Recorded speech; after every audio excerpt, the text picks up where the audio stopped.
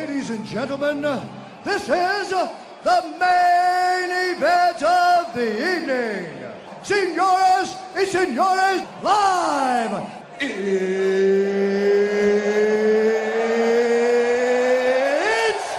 time!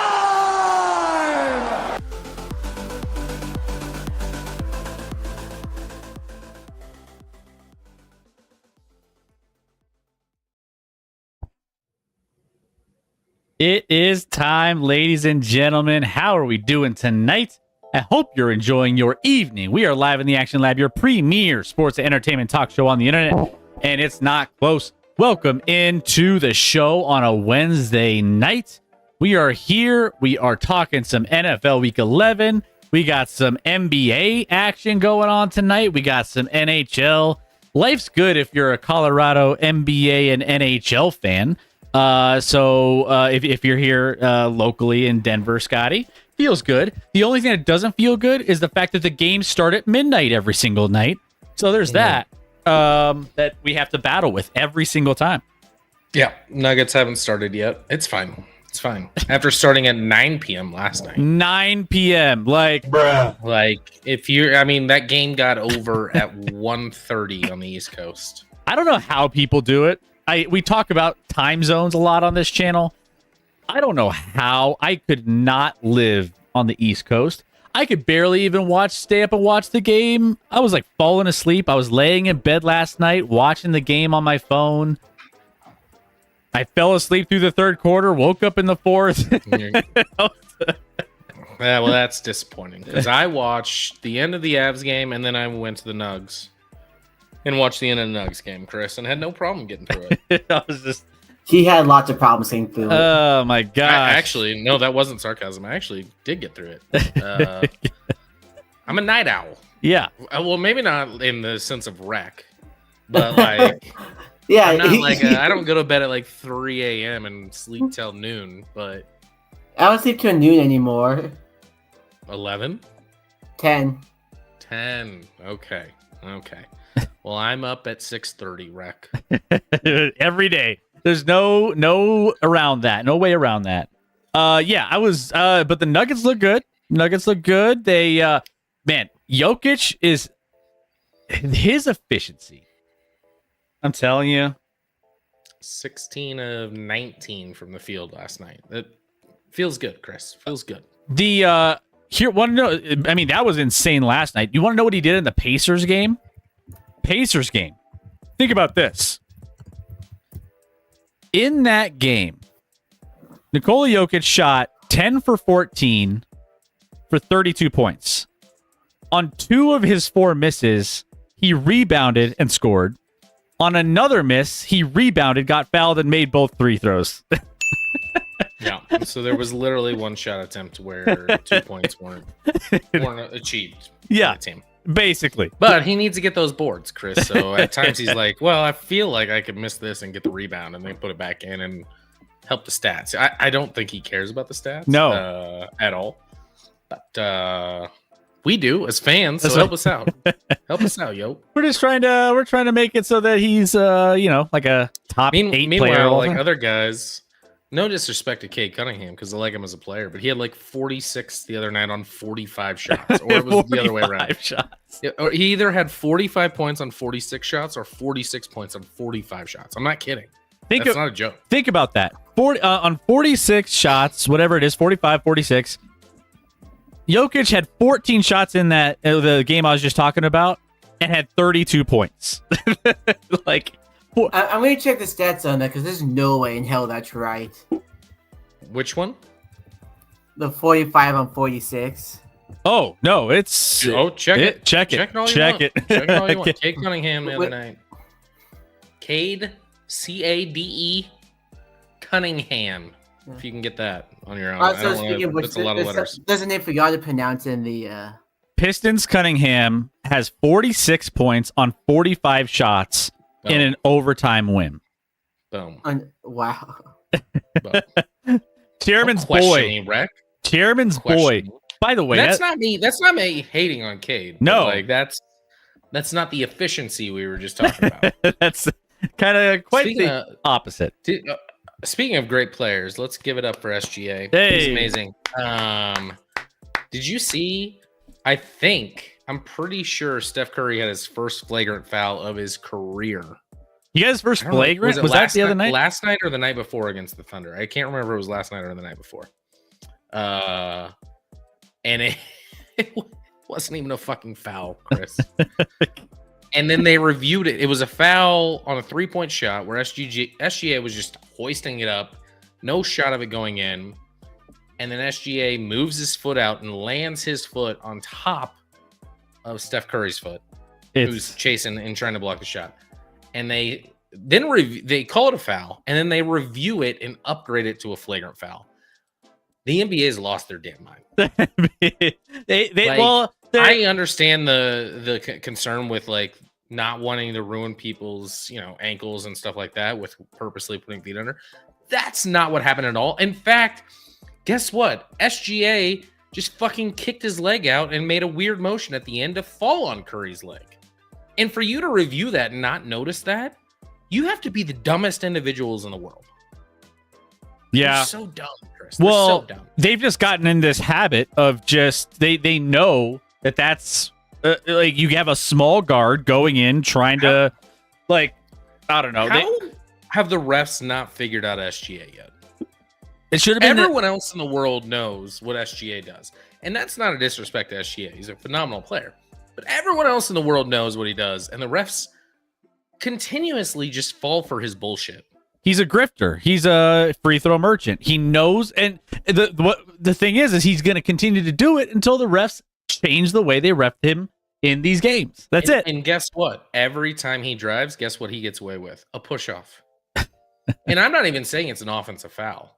But he creates space using his off arm every single time. Yeah. And it looks smooth and it's clean. And I'm I'm not saying it's an offensive foul, but if you're not going to call that, you can't call the bullshit he gets for the defender to have any shot in the world at guarding him. You can't call the BS he gets, but that's me just on a soapbox and rant, Chris. So. Oh, I've been on that soapbox going back to last year. Don't worry. That's been a soapbox I've been on for a while. So Thunder tonight, one of the few times I will cheer for them, and they seem to be doing well so far. Thunder up on the Lakers, who so far beating up on the Lakers. I mean, it's early second quarter, but they're up 14 right now. Let's see. Yeah. I mean, anytime the Lakers lose, it's always a good day. Rec, do you know how your boys did tonight? I do know how my boys did. I streamed that game. Oh. So how long did you watch that game for? I watched the whole game. I stuck with it. The good news is Boston's a phenomenal basketball team. So. Yeah. The Celtics, phenomenal 6-7. The Celtics beat the Grizzlies 131-95. They couldn't even stat pad correctly. I mean, look at these scores, though. 130-116, 131-95, 124, 124. We're in a new age of basketball. Rockets put up 135 tonight. Trailblazers have a minute left, 123 to 100. Scoring is up. Scoring is up in the NBA. Well, yeah, it's faster paced. There's more shots taken. There's more three-pointers taken. It's a reality of what the game is now. Yeah. Everyone's open all the time, Chris, or at least they think they are. It's not the 90s Bulls that we were used to watching, where it's just getting in certain hands and work movement and this and that, and you take maybe 10 3-point shots a game. It's not that world anymore. Yeah. I think I forever ago pulled out a stat which was amazing to me when the Bulls won their first NBA Finals against the Lakers in 5 back in, 91 season, I think. How many 3-point attempts they had in that series, Chris? And it was less than 10 in 5 games. Combined. The game was very different. And it's now there's Steph Curry, and now my 9-year-old's mad that their league doesn't count 3-point shots because they made a couple last weekend, Chris, and they're like, no, it only counts for 2, which they knew. We told them that, and we're never shoot those, but they did anyway. They're kids. They're kids. You know. Yeah, so we have a few things going on in the NBA, which we could probably just start off the show there. Might as well, right? Start off the show. We got a lot of things to get to. We got Bradley Beal out for the year, where the Nuggets are playing the Clippers. Out for the year. Bradley Beal, cracked hip. Because he's old. That's what old people do. They crack hips. You know? How dumb are the Clippers? They just, I don't know what they're doing. I mean, Norm Powell was playing great for him last year. He was healthy. He played great for him. He played great in the playoffs against the Nuggets in that 7-game series. And then all of a sudden they were like, what if we could spend $30 million more on Bradley Beal and ship Powell off? And oh, look, Bradley Beal did Bradley Beal things and got hurt. I don't understand why they did that in the offseason. And it looks worse now. I mean, it's worse than even I thought. Bradley Beal, I don't want to see someone get injured, but fractured hip, right? Yep, fractured hip. Done for the year. The Clippers, guess what? Kawhi Leonard's not playing right now. Kawhi's out. Yep. They're riding a 5-game skid right now. The Clippers had momentum the end of last year for sure, and then just blew it in the offseason. And now they're, I don't know what they are. James Harden and what? That's basically it. And guess what? James Harden doesn't play it in the playoffs. So, yeah, what do you have when it's all said and done? What do you have in the Clippers? I mean, you got Zubac, which no, he's actually really good. You got Zubac. That's a bright spot. But the amount he's improved in his career is phenomenal. Credit to that guy. Meanwhile, really you have old man Chris Paul coming off the bench. Nicholas Batum he's 40, coming off the bench. I'm a man. I mean, you got guys. It's not great. They're not going to be a factor in the West. They're a much worse team than they were last year. By the way, Bradley Beal getting paid $19 million this year to be hurt. Plus another. No. What do you mean 19 million? In 2025. 19. He's getting paid a lot more than. Hold on. Well, are you looking at it? I'm looking at someone who made this post on X. So he's getting $19 million a year guaranteed for the next 5 years. But he's also getting additional money from the Suns. I think he's getting that. I mean, his total is 32 in 2025. He's earning. See what out? Well, his buyout. I guess this is his buyout. Yeah, his contract's confusing because he got bought out. There's money on the side because his money with the Clippers is more. Actually, isn't a ton. His cap hit this year was like $5 million. His money, $5.5 million.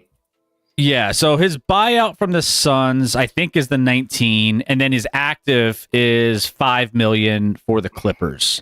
I don't know how that works in the NBA because it's weird. I'm confused because he signed a 5-year, basically $50 million a year at 5 years, 2022 through 2026 with the Wiz back in the day. So, I guess I don't know. He's getting paid that money. Everything's guaranteed in the NBA, so I don't know how that works. But it's kind of crazy, though. Kind of crazy. I mean, he's still getting paid. Chill on the sideline. Other news happening in the NBA. We also had Nico, our boy Nico, who is now out of the job in Dallas, and it just keeps getting worse and worse. And you have Anthony Davis, who's not playing. You have Kyrie, who's out. You have the worst. You have your boy's not playing well, dude. Cooper. Yeah, Cooper Flag. Yeah, he's kind of struggling out the gates a little bit, not having his best go of it. But the Dallas Mavericks. I don't know how I would feel if I was a Dallas Mavericks fan. I feel empty, right? Because when they traded Luka, I mean I can't fathom trading a talent like that in the prime of his career. Just actually, no, not even in his prime. He's like probably still ascending into his prime. And you trade him for 2 players and a pick. And now it's all over. Nico's gone, and you have nothing to show for it but a team that's in last place in the NBA. Well, now they're not last place. New Orleans is, but they're second to last in the West, and just floundering. They have a great defense. They just can't score. Let me guess. What would have helped with their scoring, Scotty? Maybe a little. Maybe Luka. Maybe that might have. You only built your team around Luka. You traded him after you made an NBA Finals, like almost before the next season ended. It's crazy. So now, I mean, they're fortunate they got the pick that they got with Cooper Flagg. I mean, they got lucky with that. Otherwise, there would be burning down the American Airlines Center down there in Dallas. But there was a lot of debates this week on who's really responsible for this trade, because there were some things that were said this week in the media where a fan overheard the owner, or I think it was the owner of the team, that said he signed off on this as well. And then there was some other things saying, or Dumont, yeah, that's who it is. Owner makes his supposedly he said this allegedly on the sidelines, and someone overheard him say, like, yeah, that was on me, bad move. But then you also say Jason Kidd is now thrown into this, saying, oh, well, he had kind of a idea that this might be a thing. And it's just like, you know, people are saying now that Nico is a scapegoat when, I mean, it's a little bit of everything, right? Like, Nico can't make these decisions without getting the sign off from someone else. So someone else signed off on it as well. But either way, they're still doing damage control in Dallas on this, and people are starting to figure out, hey, maybe it wasn't just Nico, maybe he was fired and he was the scapegoat. But I don't know. My thoughts, obviously we don't know, Chris. We're not involved in those conversations with the owner and coach and GM. But I think it started with Nico, and I think if you're a good run organization, before you trade a guy, you make your owner and your coach aware and see if they're on board. So maybe they were somewhat on board. But I saw a clip today, Chris, that I had never seen before, which makes me more sure of anything that Nico was the pusher of this. When the Mavs won the Western Conference Finals last year, there was, I don't even know if he was being interviewed, but it was in the locker room after the game, after they won the Western Conference Finals. Kind of a big deal, right, Chris? Kind of a big deal. Yes. Yeah. And Luka had a beer in his hand. Oh, I do remember. Yep. And Nico comes over and takes the beer out of Luka's hands. And then, and Luka kind of thought it was for a second because he was being interviewed or something, maybe. And then after that, Luka reached back for it, and Nico was gone. He's like, "No, I'm gone." And Luka kind of just put his hands up in the air, like, "What the fuck?" Yeah. Okay, I'll just get another. There are more, but that's crazy to me. Is that the first time you've seen that clip? That was the first time I'd seen that wow! Clip. It was a day or two ago. Oh, yeah. When I first saw that clip, I saw that clip when it happened, I was like, dude, something's wrong here. Something's weird.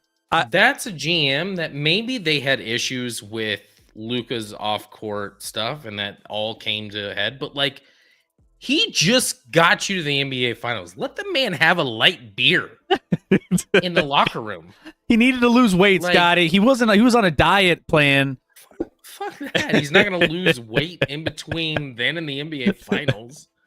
Let him have a fat camp. Let him have a beer. You can be frustrated with his like whatever he does off the court, and maybe that's an issue. I don't know. Like, he's not the hell. I mean, obviously, he's not in the best shape of any player in the NBA. I'm not either, so I'm not going to judge. Do you think they took? Like, go ahead. Do you think they took away Jordan's cigars after games? The GM came down and said, "No, you can't have that cigar. We're playing basketball right now." Jordan would have found another cigar and burned their eyeball out if they did that. He would have lit that cigar and lit their eye on fire. Now, do you think Nico made the trade because ownership told him to? No, I think it started with Nico. I think Nico was the pusher. I think he convinced ownership and perhaps Jason Kidd that needed to happen. I don't know, especially ownership. Ownership is easy to convince if you're the GM because they trust you, right? Yeah. I don't think he convinced Jason Kidd because wasn't there all that stuff afterwards where he was pissed? Well, Jason Kidd looked like a zombie. Now there's rumors that Jason Kidd knew about it, and Jason Kidd should know about it. If you're trading a top 5 player in the NBA, like, you should let your coach know before it happens and be like, what are your thoughts? Like, that would be ridiculous to not do. And if they didn't do that, that's even a worse look for Nico. And this is I think Nico should have been fired. I think Nico is an insane human being. Yeah. I think he's an awful GM. And I think he deserved to be fired. Also, who's the guy that he compared Jokic to? No, I was just about to bring this up. So if you missed this, Scotty. No, I saw it, but I forget the player. Nico Harrison thought that Drew Holiday, Holiday was as good as Nikola Jokic. Like, did you think that highly of Drew or that low about Jokic? That's almost like, how the fuck do you make an NBA Finals with that guy as your GM? And there was like people like, do you think he has a problem with white basketball players or Europeans? Because it's got to be something. Yes. Like Boogie 296. Oh my gosh. Boogie. Nikola Jokic should be winning his 6th straight MVP this year. Boogie. I'm loving that. I think he's got a good chance to. Well, he does have a good chance to win. To be fair, there are a lot of good candidates this year. There are 4 guys that are just dominating the league. I mean, you can make one of them's Luka, who's only played like 7 games, so he's got to make sure he's eligible for it. But yeah, so I mean, Luka missed like the first week of it's the same guys though. It's Luka, SGA, Jokic, Giannis, SGA, and Giannis. They're all crushing it right now, but I would not trade Jokic for any of those players remotely. It's not even close for me, but I'm a Nuggets fan, so maybe I'm biased. I am biased, but I think I'm right too. Both things can be true. Both things can be true because I mean, Jokic should. I mean, there's an argument you can make that he should have won the last 4 years in a row.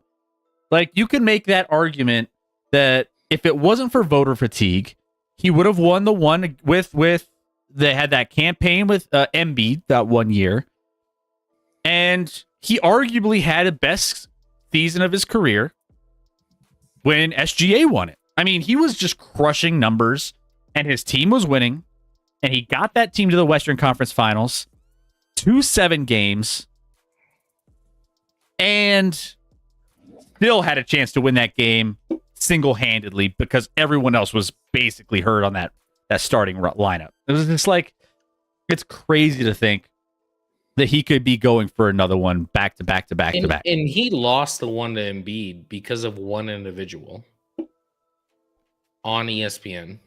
Oh, Kendrick Perkins. Yep. Made it like a race thing. Yep. And that's why Embiid won. Not to disrespect Embiid, but like, we all know who the better player is.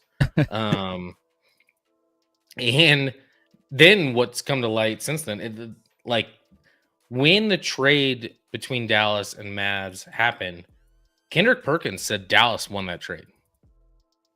He said Dallas won that trade.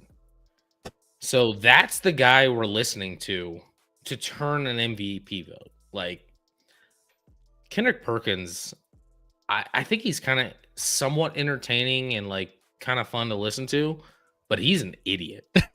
He's real dumb. Well, yeah. And I mean, if I wanted like a little bit better analysis from someone who's entertaining, I just listen to Chuck. Chuck's more entertaining, and you could argue dumb for sure. I think, but way more entertaining than Kendrick. Yeah. Which, Chuck's on tonight, I believe. They're doing the ESPN thing, which, by the way, that broadcast, I think is pretty good still. They haven't lost a step there. Jokic disagrees. Did you see in his post game the other night with... Oh, was it Amazon Prime? Was it the Prime broadcast where he was like, man, this is a lot of fun? The post game where they interviewed him and he's like, this is way more fun than the other crew. Can I say, have you seen that broadcast after those games with Steve Nash and Dirk Nowitzki and all those guys? I haven't. It's good. I watched the post game last night on the Nuggets game, but that was with like Melo and Vince Carter, I think. Yeah, they're fine. I think they're fine. They're fine. And Melo's purposely trying to hype the Nuggets because he just wants to be in good favor with Denver. Yeah, he wants his name in the rafters. He wants to. He hated this place, but now he wants people to remember that. Like, I love you guys. No, you didn't. Yeah. So I loved Melo when he was here, but like he didn't love us. No, he gave us his 7 years, and he was like, deuces. I need the big city. And then he bounced around. But I will say, go check out the Prime. Never sniffed an NBA title after that. At least with the Denver, he made a Western Conference Finals. That's true. Go check out the Prime, though. The Prime broadcast, I think it's the substance there. I just think it's really, really good. But I'm just a basketball junkie, and they talk a little bit more, some analytics in there too, but they make it entertaining. It's fun. But anyways, so Nico. So sorry, Nico. Not sorry. Yeah, you did yourself. He's not a scapegoat. He was front and center in this, and he deserved to be fired. He absolutely deserves to be fired. Yeah. All right. So let's go ahead. By the way, Athletics top 25 players of the 21st century. Luka Doncic, who was traded in there, came in at 19th as a top 25 player of the 21st century, and he's only he'll climb that list probably. Want to know where they had Yoke? I have not seen this list, so I'm guessing. The 21st century. 21st century. He's got to be top 5, right? He should be top 5.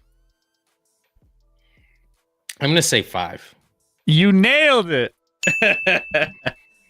I mean, I think that's too low, but I was like, they're going to hate a little bit. So you got 5. LeBron. Kobe's in front of him, I'm sure. LeBron, Steph. Shaq. Nope. Tim Duncan. No, Shaq was on the end. Tim Duncan was number 3. Kobe number 4. Yoke number 5. I love Tim Duncan. Yoke's a better player than Tim Duncan. Agreed.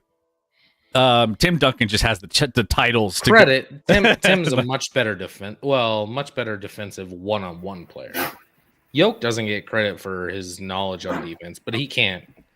One-on-one defender, he's not great, but like help, reading passing lanes, telling people where to go. Like Yoke is the most knowledgeable player in the NBA.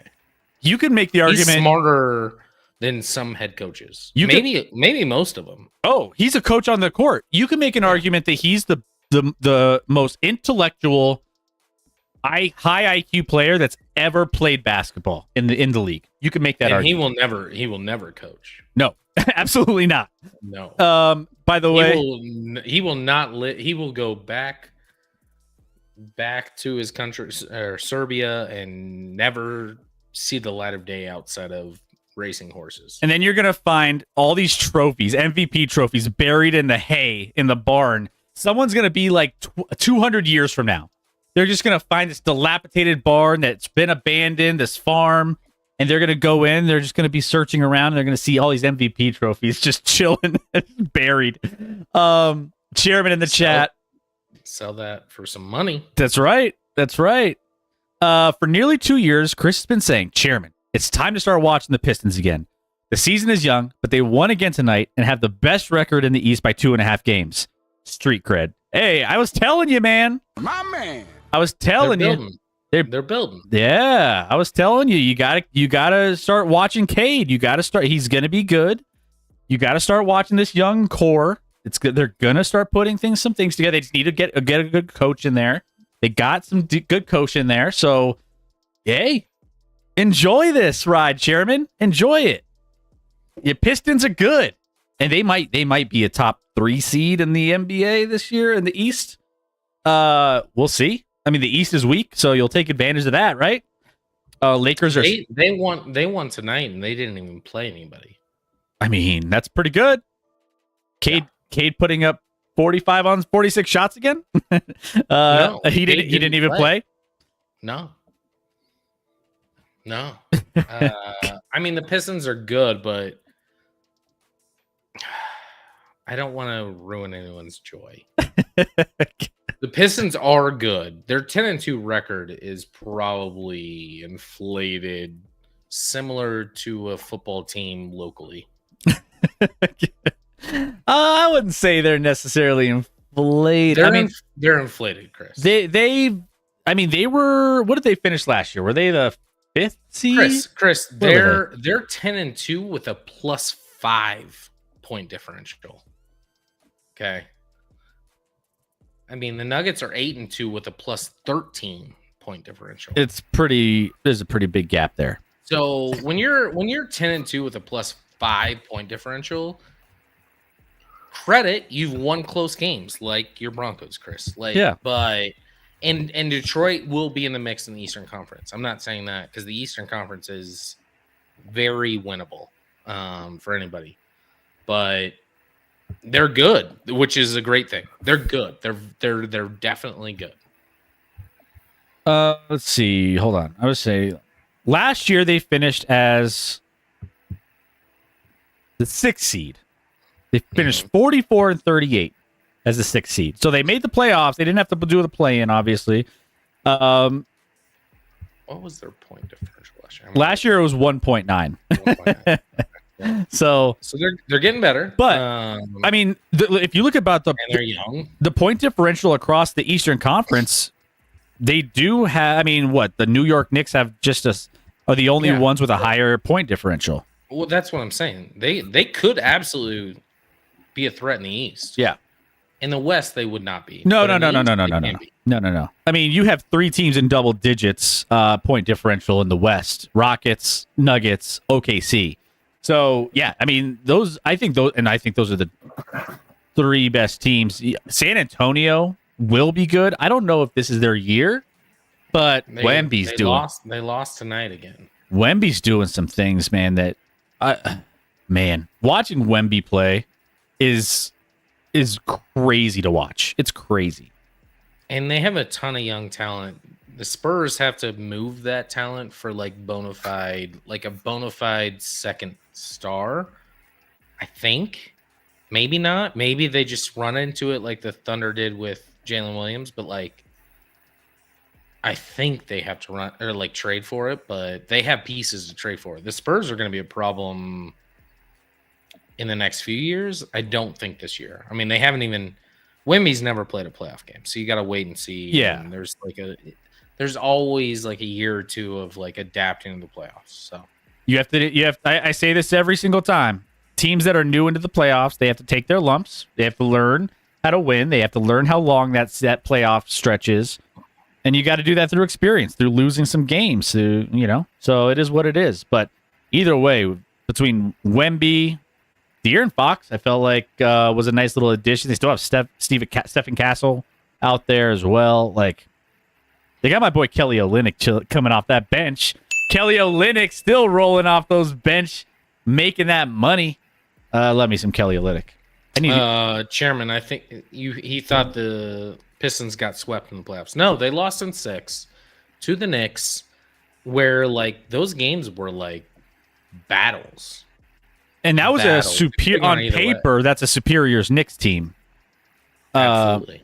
And now the Knicks are kind of the same, and the Pistons are better. So I could see the Pistons beating the Knicks in a playoff series for sure. Giannis is on another load night. Giannis didn't play tonight either. Load nights. You know who doesn't take load nights, Chris? Yoke. Just saying. Just saying. Just saying. All right. And then last thing I wanted to get to in the NBA is there is a new format. We talked about this new format for the All-Star game.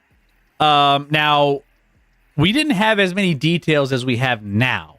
So, the new format, Scotty, we do have the international, also an American kind of, head-to-head kind of situation with how they're doing this. American players, there'll be...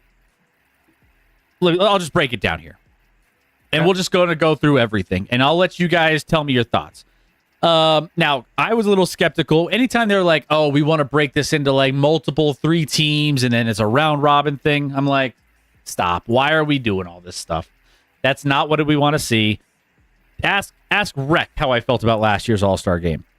It wasn't great. So, United States versus the world format will go, and this is how it'll be formed. You got 3-team format featuring 8-man rosters, 2 of which will be made up of American players and a third of international selections. There are a couple of changes in how these players will be selected. Basics. So let's see. 5 starters and 7 reserves from each conference with a combination of fans, media, player voting for the starters and coaches picking the reserves. Everything else is unchanged. In the past, starters have been made up of 2 backcourt players, 3 frontcourt players, with the reserves being the same split plus 2 wild cards. This year, the starters will be 5 top vote getters, regardless of position. And the reserves will be the top 7, also regardless of position. The lingering question, what happens if those players, 24 players, do not evenly break down into 16 American and 8 international players?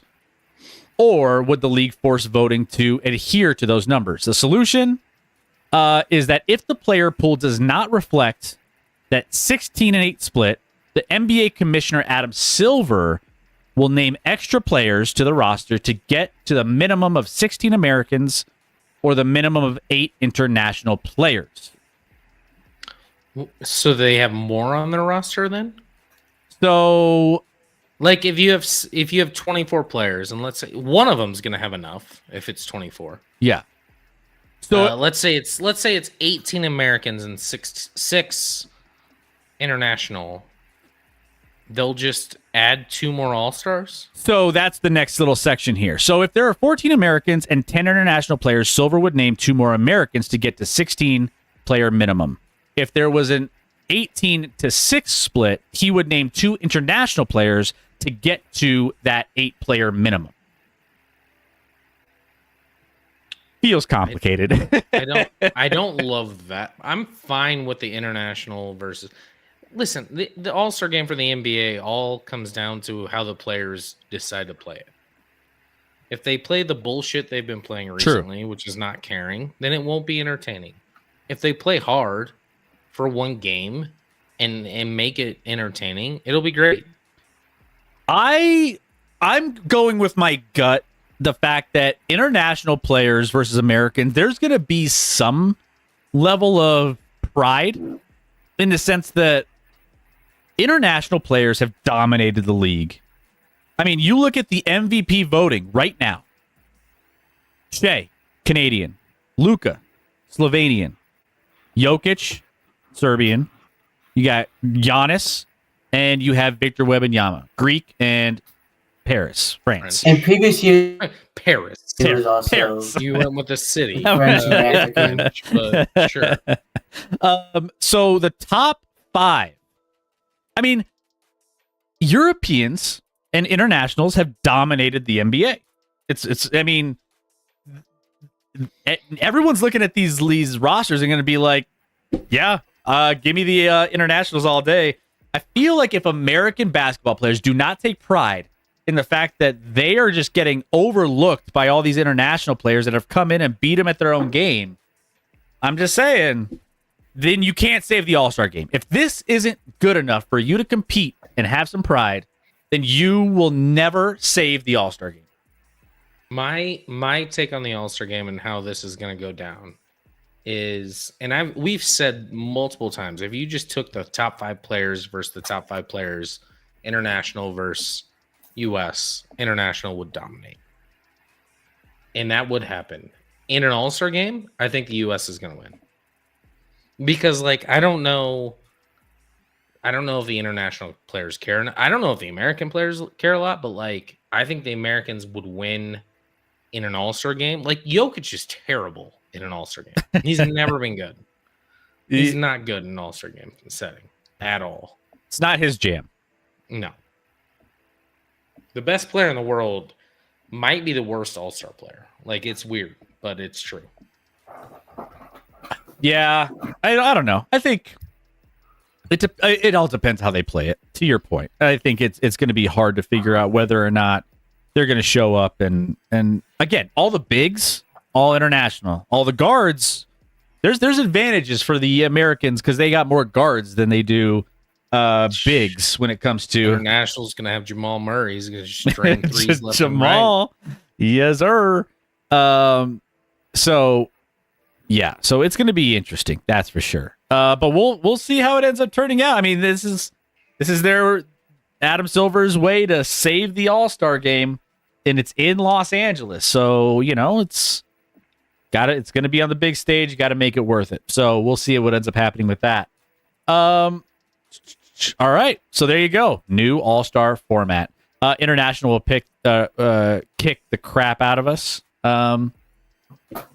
They have the in a real abilities. game. They would absolutely would. Best players in the world right now are international. Yeah, it is what it is.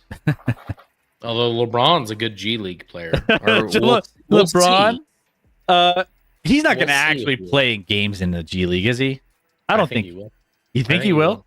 I know he was going to use that as like a training to get back up to speed with practice and play some 5v5 in practice. I didn't know if I think there was something that was, I don't know if it has to be a joke that he's the G League MVP front runner. See that. I'm like, I don't know what's happening there. Who bets on the G League? I don't even know if you can bet on the G League. Is that a real thing? Yeah, maybe, and not on band. Why not? But at G League might be more debatable to bet on than the NBA. Like G League players are like, I need money, so I'll fix these games. If you can bet on basketball games on FanDuel, I feel like you should be able to bet on G League games. You know what I'm saying? You can bet on what? Basketball games. Are we getting back into the esports topic? You could bet on esports basketball. Right now, the Nuggets can't. No, you can't. The Nuggets are 2.5-point favorites at Charlotte tonight. Pharaoh is playing Legacy. Pharaoh's playing as the Denver Nuggets, and he is they're up, or it's a -1.5. That is the dumbest thing I've ever heard. It's that is so stupid. And by the way, it can be fixed and without regulation. Like that's the dumbest thing to bet on ever. Don't ever bet on that, guys or girls or whoever you are. Don't bet on E-League basketball games or basketball games for sure. That's idiotic. Actually, the Nuggets. Yeah. Well. Oh wait. Never mind. The Nuggets are playing the Mavericks, the Hornets, the They're playing in 4 different games. Nuggets should have a pretty good chance to win at least 2 or 3 games tonight. Anyways, weird tangent there. Chairman, if they think they're going to get embarrassed, I think a lot of guys will be injured for the All-Star game. Well, that's already we already know that's going to happen for LeBron, right? LeBron isn't going to play. I would be shocked. Yeah, he can't. He's not going to make an All-Star game. He's not going to make an All-Star game. Well, it's going to be weird. People are going to vote for him, and then he's going to not play. or he shouldn't. Which is the right decision. Which is the right decision. He's not. Well, LeBron's good, but like, won't it be ironic if like they have a worse record with LeBron, which they very well could, than what they have without. Right. Yeah, I don't. They're 8-3. They're losing by 1 million tonight, so they're about to be 8-4. They're not very good. No one thinks the Lakers are an actual threat. No one. No. Speaking of, I need to get the Nuggets game on here just on the side while we're talking through some of these so I can keep tabs. Yoke's struggling. He only has 14 of the first 23 points for the Nuggets. That checks out. I think that checks out. But this is on. Is this on? Oh wait, is this on ESPN? No. Or is it on Is it on TNT? What is it on? It's on the esports channel. What is this? Hold on. I don't know if it's national TV. Actually, I don't think it is. It's an 8:30 start. That's not national TV. Well, but it's in LA, so it's. Altitude. I mean, it's on. Mine is altitude. It's on altitude. Yeah. Okay. Yeah. All right. I mean, if you need help, I've told you how to commit legal piracy. Yeah. I'm not a criminal, Rec. That's why I said legal piracy. There's no such thing, but no one's gonna ever prosecute you for it. So yeah, I mean, again, I just taught Chris how to do it a while back. Yeah, you could watch it through. You could watch it through. Whatchamacallit? What is it? Playback. Every time I put on the Nuggets game on altitude, they're like, "Do you love this app?" And I say no every time. No, I don't. Don't you love us? Nobody likes you. Go away. And then they're like, "Do you want to talk to customer care?" I'm like, "I do not. No." Customer care cannot fix your bullshit. All right. Let me go ahead. I'm gonna get this going, and then let's transition. What do you say we get into a little bit of NFL Week 11? What do you guys say? Let's get into it. So, Riley, if you buying a product doesn't mean you own it, then piracy isn't theft. I'm fine with people pirating. I just it's unreliable, and like I'll just pay for the reliability of other things. I will give you the most reliable way to do this. I mean, I'd rather just pay for it. And you get like less viruses and all the things, and it's like. But get after it. You're never gonna be prosecuted for watching a game that's pirated by somebody else. No. Yeah. Never. Exactly. Okay. All right. Do what you want because a pirate is free. You are a pirate. What song is that, Rick? You've never heard that? That's actually from an really old cartoon. What old cartoon? What is that? Lazy Town.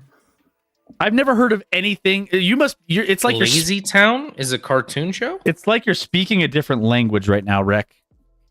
Is Lazy Town the title of a cartoon? Oh, Riley knows it. Oh, Lazy Town, not Veggie Tales. She had it confused with Veggie Tales. But then she says it is. So she's familiar. It's Lazy Town. That's a cartoon? Yeah, it's like half cartoon, half real person. What is it though? What does it do? No one knows. Provocative. Gets the people going. I'm surprised y'all don't know that. I do not. Riley, Lazy Town is an adventure. I was a SpongeBob kid. I wasn't even a cartoon watcher when I was a kid. Yeah. I was like never into cartoons, never into SpongeBob, never into any of that stuff. I didn't like cartoons. I grew up on cartoons and then I stopped. Like yesterday or no, because I don't watch TV at all. But at one point you watched only cartoons and then you stopped watching TV. So the only thing you've seen is cartoons. Correct. Okay. Let's get into the Week 11 slate. On that note, let's get into the Week 11 slate and break down some of the games that we are super interested in checking out. We have our best bets that we'll be accumulating over the course of all of these games that we're going to be walking through. And then also, we will be, if you have any fantasy advice that you're asking for, let us know. We could always help out with that. But we will get through all of these. We'll have our best bets. We'll break down the games and then make sure you have everything you need for this weekend. Now, let's start off with the Bengals and the Steelers. And I want to tell a story here because I know what the story is. I reached out tell a story, Chris. I reached out to Rec earlier because I'm thinking to myself, Druggy came back. I don't know how to feel about this. You wanted to bet the Steelers. No, so I'm not. No. It's not quite that. So I'm in a Survivor League with my work, and there's 19 people left. And I spent a little time mapping out my path through all the rest of the season. All right, if I pick this game here, this is a good matchup in week 15, 16. Like I mapped it all out, but it hinges on using the Steelers this week at home. And I have two other options, but it makes my other later picks Look at Scott. It makes my other picks a little more difficult later. So do I go out on a limb? And I messaged Rec. I was like, Rec, what do you feel about your boys? And he was like, I like them, but I'm not 100%. And then 5 minutes later, he's like, actually, I love them. Go with them. And I'm just like, what? That was a complete, I don't know. I'm not feeling great. It wasn't 5 minutes. It took hours, but yes. And so what changed in those hours, Ray? I'll explain it a little bit when we get to the game. All right, let me break down. We're at the game. We're at the game. So this is the Steelers hosting the Bengals here on this matchup. 5.5 is the spread as it is now. I think we have it at 4.5 on our graphic. I'm seeing it at 5.5. So you might have some variance in some of the numbers you might be seeing on the betting networks. But Pittsburgh minus 225 on the money line, minus 225. Okay, not quite as strong as I want it to be if I'm picking it in Survivor, but it's something.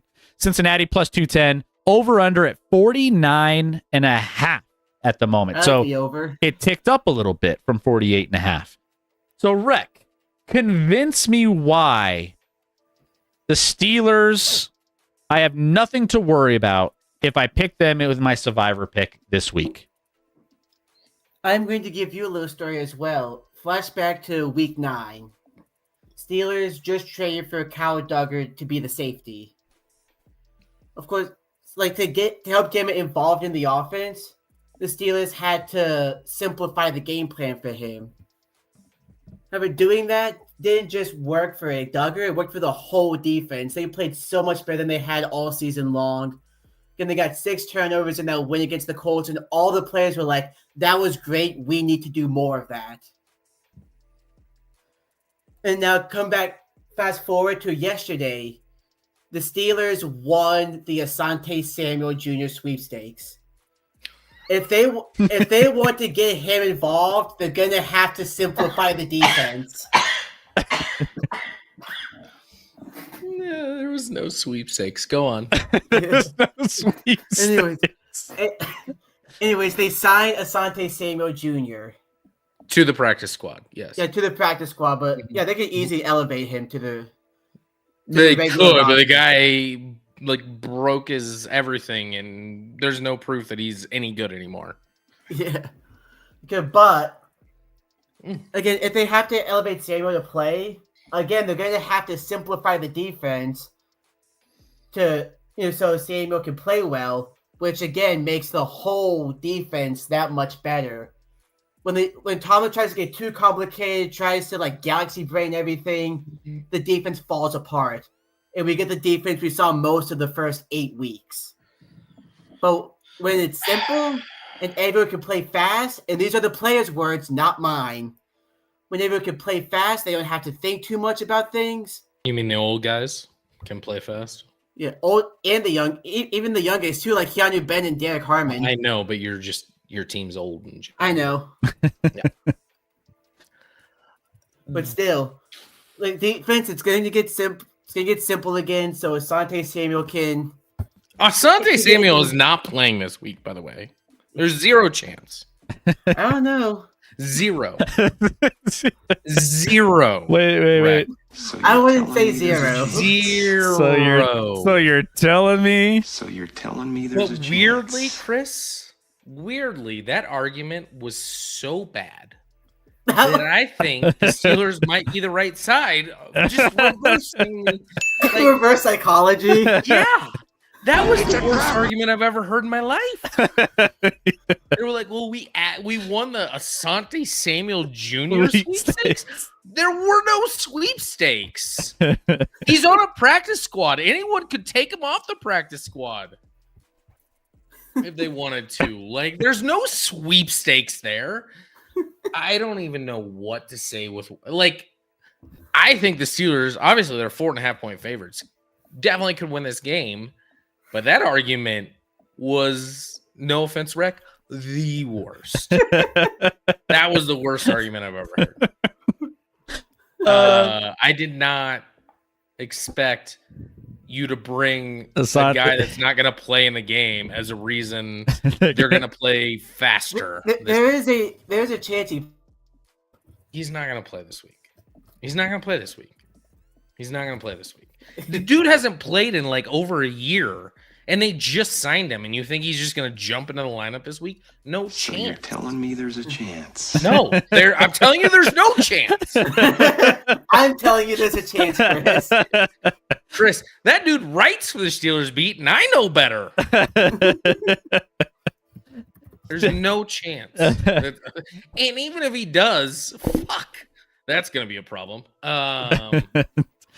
Not that he can't be decent moving forward, but like if that's your like Asante Samuel Jr., holy shit. I'm not saying he's going to be the one to win games. I'm saying it's going to be the fact that everything has to be simplified again to help. Okay. If everything works better simplified, then the coach should just simplify it and know that. You would think that, however, Mike Tomlin is really stubborn. But what about your offense that's looked like an ass's ass? Look, going up against the Bengals defense. Like worse than ass? Look, so you are going against the Bengals defense. It's the Bengals defense, so if the Steelers offense can't perform this week, it's time to hit the panic button. They should. I know they sucked last week. I'm very well aware of this. I've written that multiple times. But again, the offense should be better by default this week. I want the Steelers to win. Because you hate the Bengals. But Chris, you betting on the Steelers means the Bengals will win. Which means I need to stay away from this game for my survivor. By the way, and I was ready to be sold on it by Rec, and he fucked that up real bad. That was the worst argument I've ever heard. Hey, I'm going with... I get the idea, the whole idea of just playing simpler and faster. That's fine. But don't bring in, like, a guy that hasn't played in over a year as a guy that's just going to come in and make it simpler, and he's going to match up against Jamar Chase or T. Higgins, and he's going to do great. I didn't say he was going to be a starter. He just comes... But that was one of your main points. Just play simple and fast without him, because he's not playing this week. I mean, I hope you're not. And by the way, you're not that fast. Yeah, your team's slow. I hope the Steelers do play simple and fast. I really hope they do. By the way, I don't think it's going to happen. But Yoke got limited to 25 points in the first quarter tonight. Damn, that's wild. That's wild. 25 in the first quarter. Could he put up? I want him to be selfish tonight. I want him to put up like 70. Can you imagine if they would have put Asante Samuel Jr. in the game though? He would have only had like 7 points. Also, in this another note here, Joe Burrow is practicing. He won't. That play. Was what I thought we would talk about more. He's definitely not playing this game, and I don't think he's not next week. I think the earliest he plays is the Thanksgiving game against Baltimore. Which even then, I don't like someone coming off of injury to play on a Thursday night. No, when Joe Burrow comes back from an injury, they're always in sync offensively. Here's the thing: everyone's like, "Well, Joe Burrow will come back and they'll just get better." Flacco's played fucking great. Flacco's been good. Flacco, there's an argument to be made that you could do the Spider-Man meme with Joe Flacco and Joe Burrow. I'm not saying Flacco's as good as Burrow. I'm not. But like production-wise, did they lose? Was that last week or the week before? I can't remember. The week before. Last week was a bye. They were on a bye. Okay. Did they lose because of Joe Flacco that game? Hell no. Hell no, they didn't. Their defense lost the game, which their offense told you in the post game. And by the way, Trey Hendrickson is out. Might be a long-term issue, or it might just be him benching himself because screw the Bengals. Yeah, Trey Hendrickson not playing. Samaje Perine questionable. Shamar Stewart questionable. Joe Flacco's actually questionable, but he'll play. Steelers, you got Alex Highsmith questionable. Broderick Jones questionable. Highsmith is broken. Darius Slay concussion questionable. So you have like if you're looking at the betting trends when it comes to the money line itself, public 84% of the public, 73% of the money all on Steelers money line. The spread though at 5.5 is split pretty much down the middle on the money. 62% of the public on the Bengals. Pulled a trigger in the chat. Do y'all think Joe Burrow comes back even if they are out of playoff contention? I wouldn't.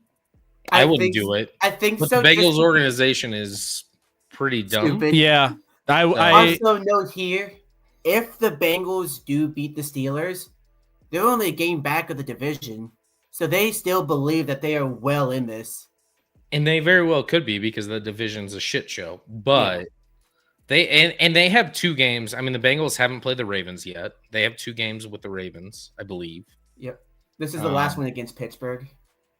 So, and if you beat Pittsburgh here, like Pittsburgh's clearly trending in a wrong direction where like the Bengals have a shot to make the playoffs. I'm not saying that. Yeah. But if they lose this game, if they lose this game, they're practically out. They'll be 3 games out with what, 7 left?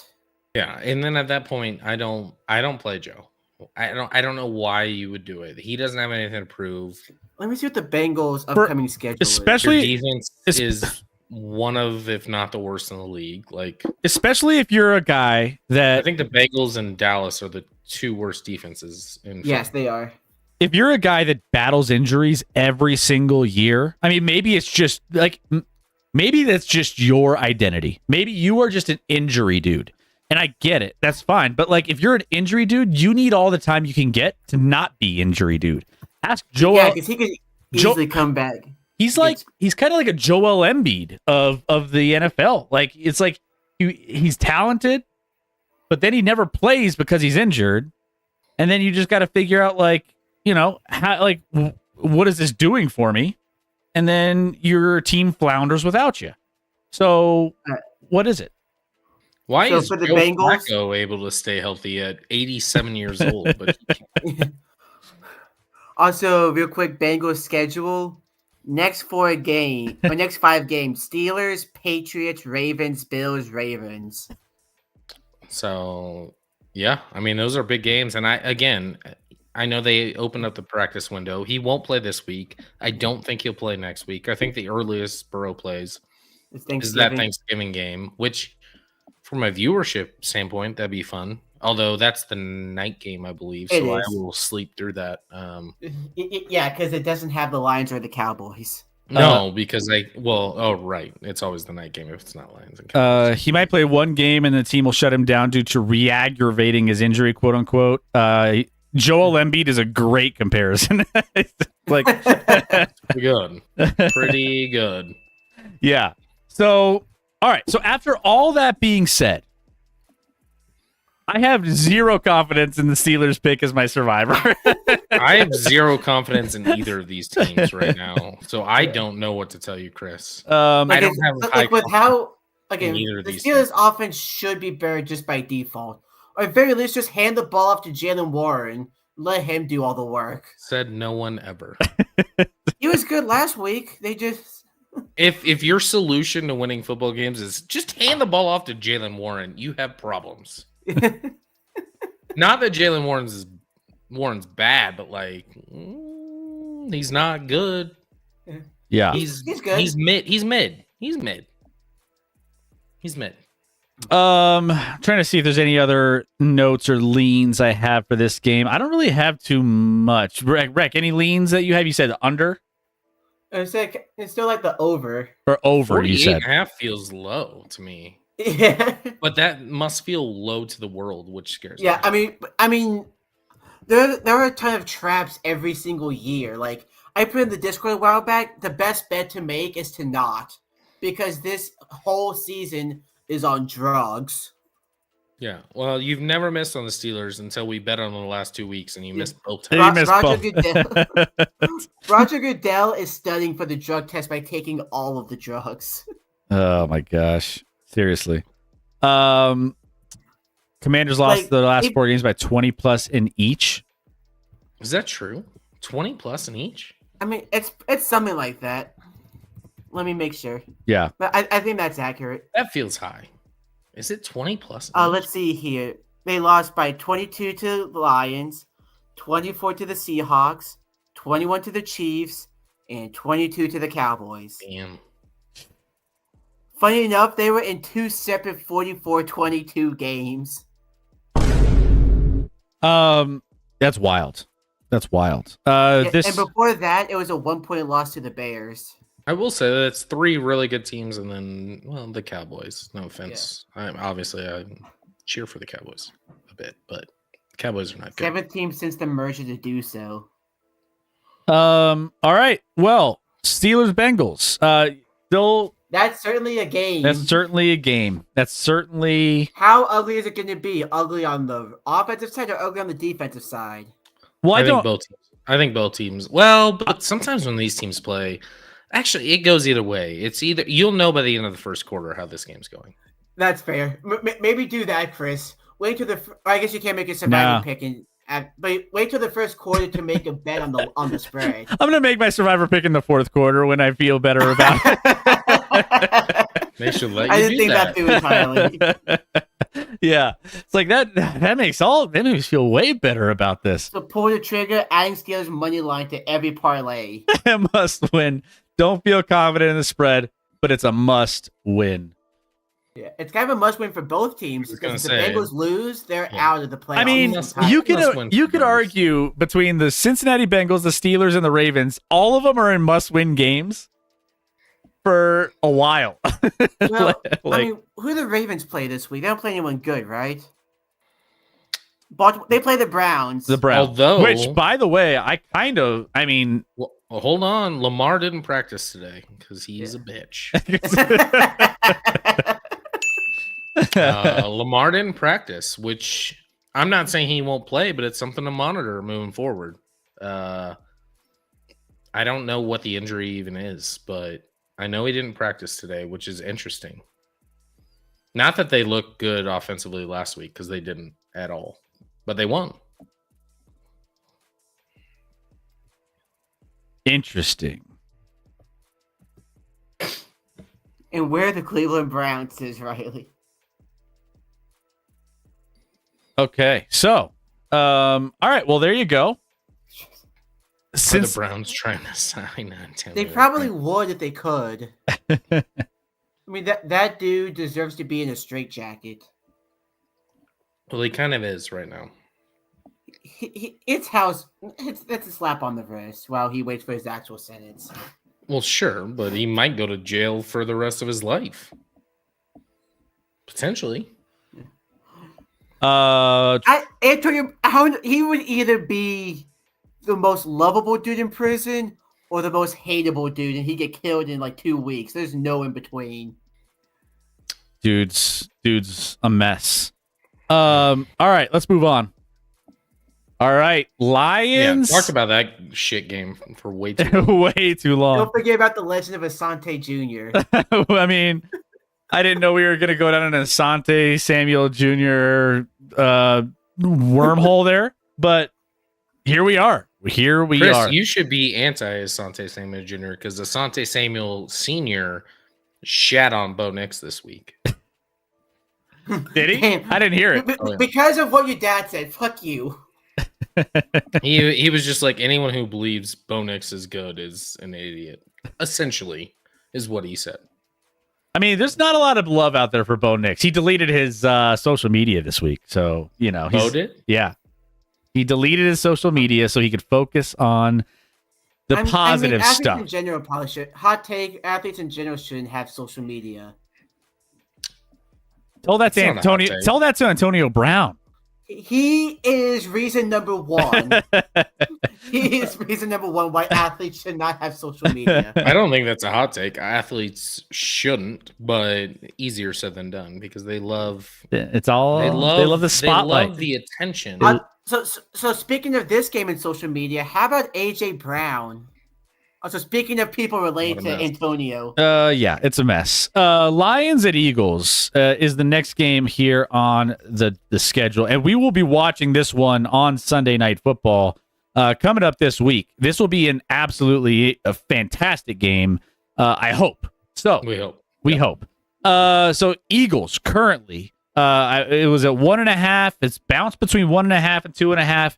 Currently, I'm seeing it on FanDuel at -2.5. So Philadelphia favorites by 2.5 points at home against Detroit. -144 for the Philadelphia Eagles to win this game on the money line, +124 for the Lions. Over/under set at 46.5. You want to go first on this one, Scotty? Yeah, I mean, and chairman in the chat, can we all agree that the tush push has passed ridiculous and now reached stupid level? Absolutely. Which the refs have a big part in, for sure. But should be gone after this year, for sure. Beyond that, we saw an Eagles defense that's figuring things out. They're playing better. And this is outdoors, which normally I'm like, I get a little leery with Detroit outdoors, right? With Goff. Makes sense. But I think Detroit's the better team. I think. And I think I got it at 3, actually. Did I get it at 3? I think 3. Yeah. Give me a field goal with Detroit and I'll take it. Like, I think this will be a close game. I don't think the Eagles run away with anything. They have drama in their locker room with AJ Brown, and now Sirianni's basically said, like, I'm pretty much done answering questions about AJ Brown. Like, I don't want to answer him anymore. Like, he hates him. AJ Brown, they hate each other. AJ Brown hates the offense right now, but I don't think they're smart enough to change the offense because Sirianni's not smart, by the way. He's the luckiest coach in the world. He's an idiot. Not the first time I heard that but by a sports streamer today. He's an idiot, but very fortunate to be surrounded by a lot of talent. So good for him. I think Detroit. This feels like a more important game for Detroit as well, as far as like proving dominance in the NFC. Obviously, the defending champs coming a short week for them after Monday Night Football. Although they didn't really show up for that, and they still won, so good for them. I don't know. I bet against the Eagles last week with the Packers. I lost. I'm going to bet against the Eagles again this week with the Lions and hope the Lions take care of business. All three of us have bet against the Eagles a lot, and I feel like we get burned every single time. I don't know if I've been burned every time. I mean, they win a lot of close games, so if I can get +3 against one of the best teams they played all year, I'll take it. Yeah, I remember like those like back-to-back games against like the Rams and Buccaneers, 2 elite teams, and the Eagles barely covered without actually playing well. Yeah, I don't know that the Eagles are playing great football right now. They just eke out these wins that just barely beat the spread because obviously the sports books are against us. Yeah. Give me the Lions +3, and we'll see what happens. But Detroit's one of the top 5 teams in football. You give me 3 points with them, even on the road in Philly. I think this is an important one for them to win. to prove their dominance, like I talked about.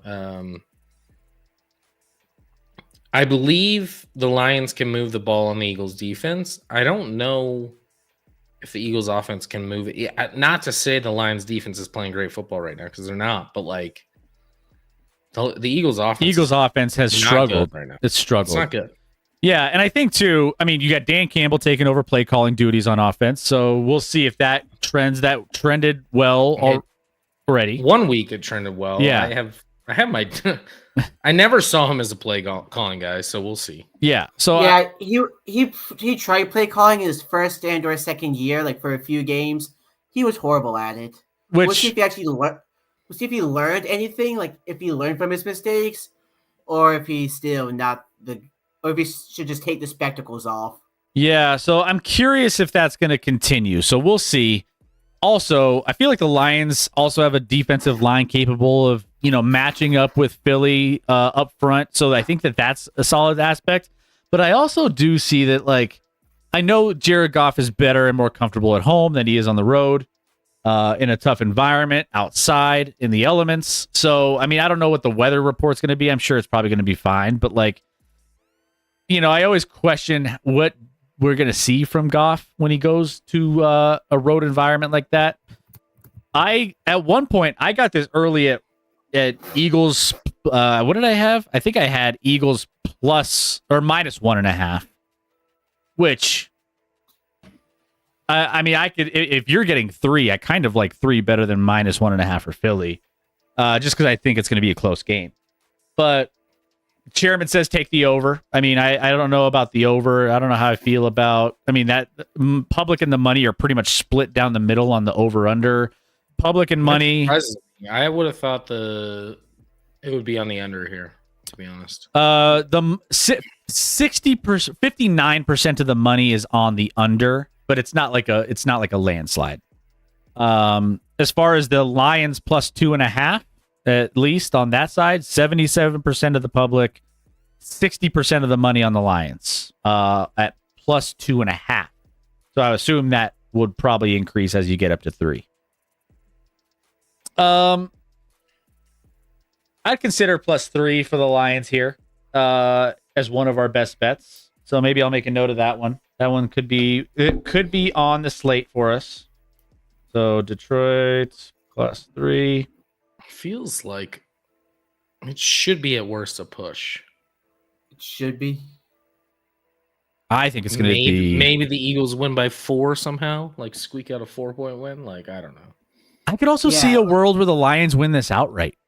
Like, for sure. Like, I could see a world where the Lions just win this game by like a touchdown, and it's just that it's a low scoring game, maybe, and I don't know, maybe it's a touchdown. It's not a crazy world, Chris. Yeah. The Lions are a very good football team. They could easily win this game. So we have a couple of really good games this week. This is one of them. We'll be watching this one, Sunday Night Football, live in the Action Lab here on this channel. With Chairman and Joe. We will have a full house in here talking. And then after the game, we'll break down all the games from earlier on in the day. So you guys... you'll have all of our takeaways and everything that you'll need from earlier on. So there you go. Big game here in the NFC. And again, these teams, I mean, they're battling for supremacy in the NFC too. So we'll see if the Eagles can keep Chris, fun question for you. Just out of curiosity, what's a better matchup? Because there are 2 good in the NFC this week. Lions, Eagles, or Rams Seahawks? I'm in on Rams Seahawks. I am too. I agree with him too. I'm in on Rams Seahawks as my favorite game of the week. And because we all say that game's probably going to be a complete massacre one way or the other. I think that game has potential to be. I mean, the Rams. We're going to preview that, so we'll get to it. Yeah, I think it's the best game of the week. I agree. I would say this isn't a great matchup, but like I think that's the game of the week. I think that if I were ranking them, it would be that one. It would be Eagles Lions 2, and then Broncos Chiefs would probably be the 3rd on that list. I would say. I mean, I feel like that's going to be an interesting one. Speaking of Chiefs at Broncos. It's happening. It's happening. Finally, guys. It's finally here. It's weird how late we are in like the first matchup for these guys. Like it's usually I feel like we have an earlier on matchup that we can jump into, but nope, we're hitting it at week 11. Kansas City visiting Denver, 3.5-point favorites on the road in Denver. Minus 205 on the money line for the Kansas City Chiefs, plus 172 for the Broncos. Over under set at 44.5. And I think that there are some challenges here for Denver that I mean, as far as the spread goes, I don't know if I love anything on the spread because I could see a few things happening. I could see the Denver Broncos defense really slowing down Kansas City, and this could be just a really, low scoring game. Or I can see, the Kansas City just taking that minus 3.5 and just going crazy with it and just smashing the Broncos defense, who is without Alex Singleton this week. He had testicular cancer that he got identified in like a drug test this past week and had surgery for, which prayers out for him. That's crazy. It sounds like everything's going to be okay. But you're missing him. And then also you have an offense that hasn't exactly been very good. You still don't have Patrick Surtain, so you still are missing a little bit on the back end, but they've been playing well still against a couple easy teams that don't really have a great offense. But I just think the Broncos offense is challenged still here, and they're going to be as long as Bo Nix isn't improving, which he's not. So the only side I can really feel good about in this game when it comes from a betting angle would be the under 44.5, which would be a lean for me. I could see the Chiefs maybe struggling against this Broncos defense on the road. I could also see the Denver Broncos struggling to score points because Kansas City's defense is really good too. Let's just put it that way. There's the fewest points allowed right now entering week 11. The Houston Texans, 150. LA Rams, 153. LA Rams have a sneaky good defense, by the way. Kansas City. Guys that you never heard of before. Kansas City minus one, or Kansas City 159 points allowed. Seahawks 172, Broncos 173. So you have two teams going in this matchup that are top 5 in fewest points allowed in the NFL. So under seems like it's a decent option in this game. But when it comes down to who's going to win this game, I feel like the Chiefs are the better team at this very moment, and they're playing the better football offensively, defensively. They are a very public side in this as well. The Chiefs are? The 79% of the money, 60% of the public, all on the Chiefs on the spread.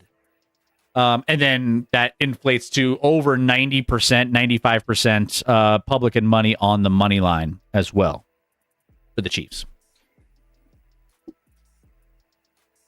I have a somewhat different perspective. You said the Chiefs defense is good, and you put out points per game, which is fair. What people don't realize is like the Chiefs play the fewest possessions on defense of maybe anyone in the NFL because their offense keeps the ball for a long time and has long drives, which means their offense doesn't have a ton of possessions either. I think this is a game of strength on strength. I think the Chiefs offense is their strength. I think obviously the Broncos defense is their strength. That's not debatable. Yeah. And on the other side, I don't think the Chiefs defense is as good as people think it is. At least right now. They're not. Their front four, Chris Jones has not played near the level he has in prior years thus far. And because of that, the front four is just garbage. It's not good, Chris.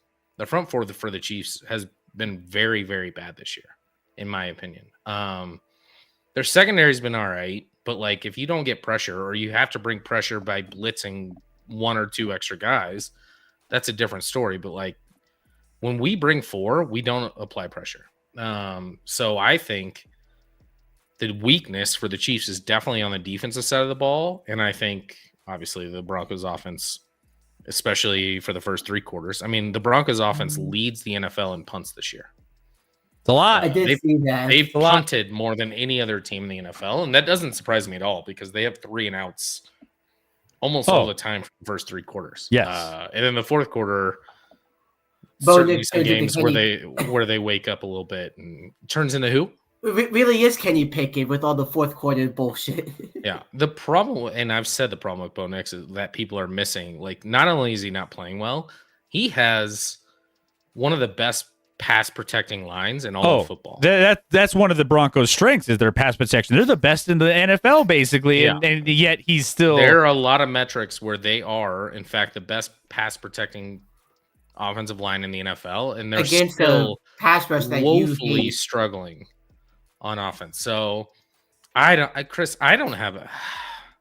Should the Chiefs win this game? Yes. Will they win this game? I don't know. I mean, the Broncos are going to really, really want this. I think a key factor here is like weird thing I'm about to say, but like Mahomes playing the snap and like trying to, because obviously the Broncos have a great pass rush, but a lot of what, like, especially Nick Bonito, he is great at reading the snap and getting off and flying. Like, he gets a great jump. But if you can take advantage of that and get him to like a couple offsides on him where he starts to slow down a little bit, and it'll be interesting. Like, do the Chiefs go back to their left tackle who left the team for the last 4 weeks, 5 weeks now because of the bye? Their rookie left tackle. Today, Andy said, I don't know who's going to play left tackle this weekend. I don't believe that for sure. I think he knows, but I don't know who it's going to be, to be honest. I think limiting the pass rush for them, obviously not having Pat Surtain's a big deal. And the Chiefs are really good about spreading the football around offensively. So they will throw it to whoever's open. It's not necessarily, I mean, obviously they like to feature Rashee Rice, but it's a lot. I mean, obviously Travis Kelce. I mean, you have a ton of weapons with Worthy and Hollywood Brown and Juju and all these guys. So they spread the ball around and they throw to who's open. So they'll find the weak link in the defense, which when you're missing someone like Surtain, like obviously your depth is going to be affected by that. So they'll find some cracks in that. It's going to come down to who scores touchdowns. Like, when you get a good drive, and the Broncos have been actually really good at this. When they go 3 and out for 8 straight drives, and the next drive, I feel like the Broncos never kick field goals. They either go 3 and out or they score a touchdown, and there's no in between. it's like 0 or 100, one of the two. Yeah. So it's going to be an interesting game because the Broncos did play the Chiefs well last year. I think the Chiefs offense is much better than it was last year. It'll be interesting. I'm nervous. I have nothing to gain in this game. I have everything to lose in this game, Chris. So while I'm looking forward to it, I'm kind of not looking forward to it because if they lose, there's way more for me to lose than gain winning this game. But yet, I have no confidence in my team to. I mean, it's weird how both of us are kind of just like, yeah, don't feel great. Like, let me ask you this, Chris. Of two teams that are historically, as a home favorite, how are the Broncos, like, straight up and against the spread? They're not a home favorite. I'm sorry, I meant home dogs. Strictly, how are they as home dogs? Because there aren't many home field advantages like Denver. True. I mean, I think that there is something to, coming into this stadium and the crowd's going to be going crazy. Obviously, there's a lot of Chiefs fans that show up, though. I will say it's also, the air. Yeah, well, altitude for sure. I mean, that's always a thing. I don't think that's going to be a factor. The Chiefs play them every year out here, so they know. Yeah, which I'm just wondering, like how strictly how are the Broncos when they're a home dog? I'd have to look it up. I mean, I don't. It's skewed because they were so good for such a long time, but over the last decade, they've kind of been trash. So, in one like side, I think they have, especially with how none of y'all are really confident. like I don't and especially with the numbers you said for the Chiefs for the betting wise, I don't know how Broncos 3.5 isn't the right side. That's not even disrespectful to the Chiefs. It's just like all factors are pointing. That's fine. towards Denver, even if KC wins. My one thing, and granted, if the Chiefs lose this game, they wouldn't be this, but the Broncos in the last 2 years under Bo Nix have only won 2 games against teams above 500, and one of them was against a Chiefs team that played backups. The Denver Broncos stat news. They don't beat teams that are good. They beat teams that are bad, and they do it really well. Yeah. Denver Broncos, at least according to StatMuse, a 7-5 record against the spread as underdogs at home between November 12th, 2020 and November 2025. So in the last 5 years, their record against the spread as underdogs at home is 7-5. All right. Pull from there. I mean, correct. It's close to 6-6, and it's also a small sample size. So yeah. I don't know if that'll play. I don't know. Like, I could see, and it'll be interesting if the Chiefs like come out on fire somehow and get up, 14 points. I know the Broncos came back against like the Giants, but this is a different animal, right? Like, they haven't been, even when they're down, they're usually within a score throughout this whole season, outside of that Giants game. So the Chiefs can do that, and I don't know if they can. I don't know if they can, but if they can, it'll be interesting to watch what the Broncos do. I obviously we have some injuries. You talked about Singleton, Surtain, J.K. Dobbins sounds like he's going to be out. That's another thing. A while. Well, J.K. has been one of the best. He's been a top 5 running back in production over the course of this NFL season. Quietly, very good. Yeah. So I mean that's a big factor too. So you're relying on a rookie to come in and carry the load. I mean, that's a tall order to ask. I mean, I think that's going to be an interesting. All this screams to me, and with who they signed. By the way, they got their old friend back, Lil Jordan Humphrey, which I think the only reason they re-signed him is 1, he knows the game plan, and 2, he's a great blocker in the screen game for wide receiver screens. I think we're going to see more wide receiver screens from the Broncos. All the Chiefs, literally all the Chiefs have to do is just spread every mistake, because I actually think the Chiefs secondary are really good at tackling. So like, I don't think that's where the Broncos should attack the Chiefs defense. I think there's other holes that are far more evident and easy to attack than trying to play the wide receivers game. But the Broncos and Sean Payton love their wide receiver screens. Oh, it's maddening. It's maddening. All right. Yeah, you were telling me that we were watching the game. Like, take a shot every time they throw his wide receiver screen. Oh, we would be. Haley's coaching. We were doing that on the drunk night. I was like, every time, let's play a drinking game, Rec. Every time we throw to the flats, take a shot. I didn't have enough shots. No one did. I don't have enough liquor in my liquor cabinet for me to take enough shots for every single throw to the flats. All right. Big game. I mean, this is certainly much more of a must-win for the Chiefs than it is the Broncos. If Broncos lose this game, it's not. I mean, obviously, if they win this game, it's huge. But the Chiefs need this game more than the Broncos, based off record. If the Broncos win the game, the division's practically theirs. Well, the Chargers it would take a monumental collapse. But the Chargers are still there, but the Chiefs would be probably out of it. Yeah. All right. So there you go. So as far as any best bets that we could pull from this, I mentioned I kind of like the under 44.5 as a lean. I took Broncos plus 3.5.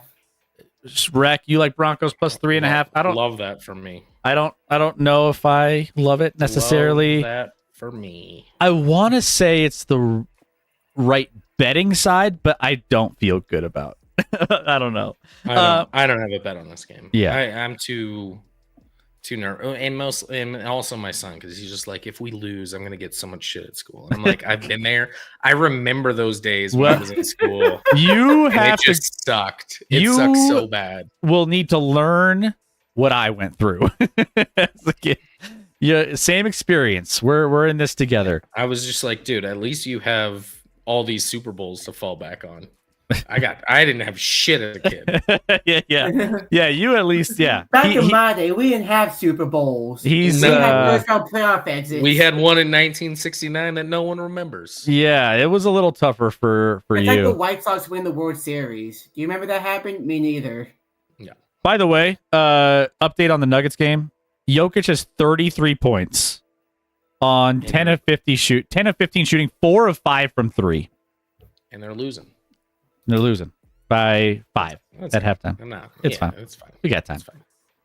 Okay. By the way, current lines, it's a pick 'em. Anyways, if you wanted to bet for this game, hey, Sky, you know how you love your Spider-Man meme? That's this team. Those are these two teams. What the hell are we going to get? Yeah, so let's talk about this one. So we have the Chargers visiting the Jacksonville Jaguars.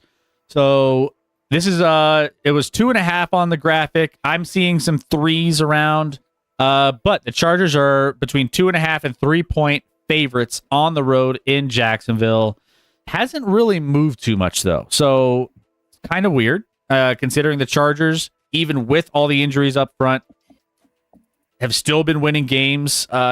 Jacksonville's kind of been a mess, but the Chargers minus 156 on the money line, plus 132 for Jacksonville. Over under set at 43.5. And let me see, where are my leans on this one? Do I have anything here? I don't. I think if there's anything, the under feels kind of good here, 43.5. But I don't feel like so strong about it that I feel like it would be like a best bet necessarily. But that being said, I wouldn't do. Both of these teams could score 0 points for half the game, and then they could blow up for 70 in the other half. I mean, the Jaguars are very hot and cold, and the Chargers are too. Herbert's playing the best football of his career this year because, I mean, they're without both their starting tackles for the rest of the year. And probably another backup. Yeah, and he's still he's throwing dots, so there's credit to that because my biggest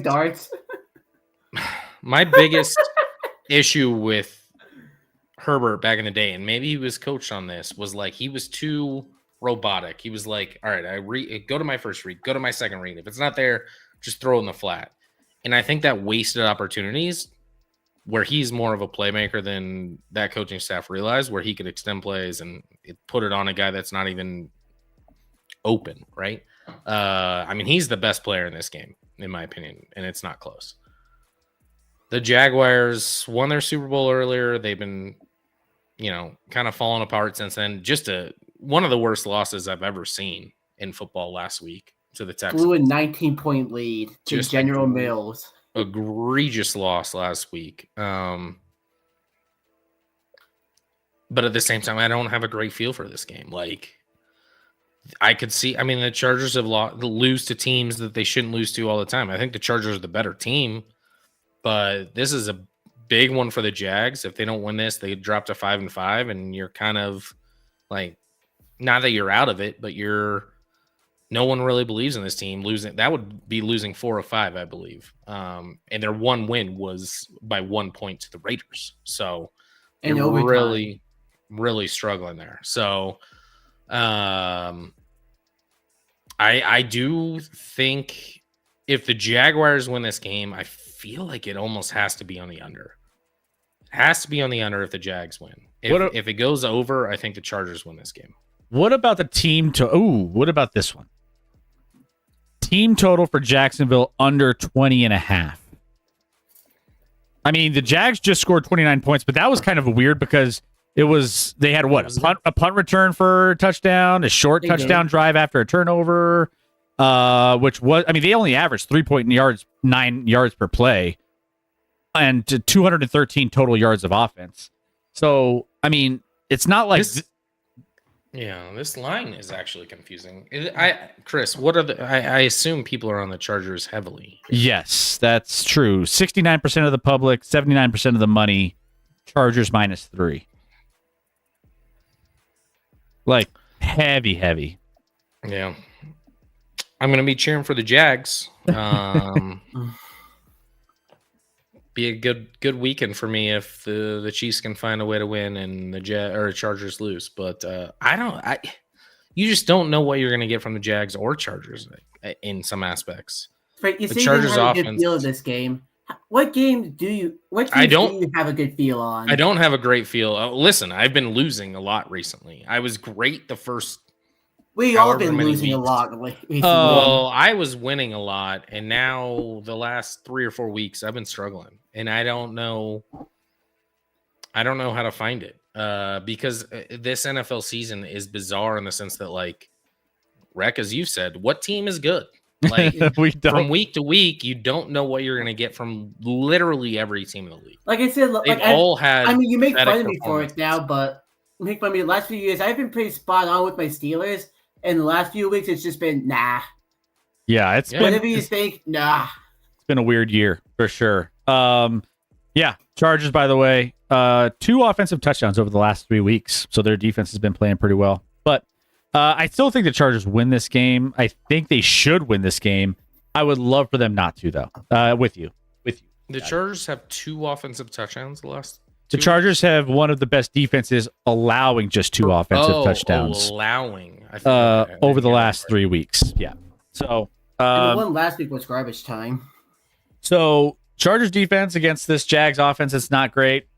We'll see. But Jags, again, we just never know what you're going to get.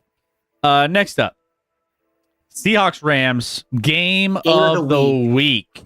This is absolutely the game of the week, in my opinion. So this one, there's so many ways to look at this one. Seahawks visiting the Rams. This is popped between 2.5. You can get some 3s. I have a 3 right now in FanDuel. Rams, I got 3.5 for my best bet. Yeah, if you can get 3.5, that's also pretty good if you want Seahawks. But Seahawks 3-point underdogs on the road in LA.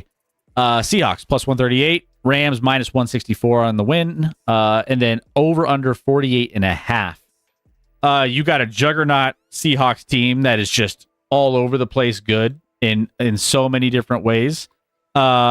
By the way, it's weird to say that out loud. It does. Really, really good football. So again, going back to that points allowed that I was talking about earlier. The Chiefs and the Broncos are on that list. Well, the Rams and the Seahawks are on that list. Rams only allowing 153 points on the season so far. Seahawks allowing only 172. So you do have a solid matchup here from that standpoint. You also have Matt Stafford, who's putting together a crazy season. He's in the MVP candidate conversation as well. And I mean, they're well coached. You have Sean McVay, who's drawing up all the plays and looking good on that side. Like offensively, the Rams look fantastic. Defensively, they've been playing pretty well. This is like a heavyweight matchup, Scotty. This is going to be a good one. I think it will. I mean, division matchup.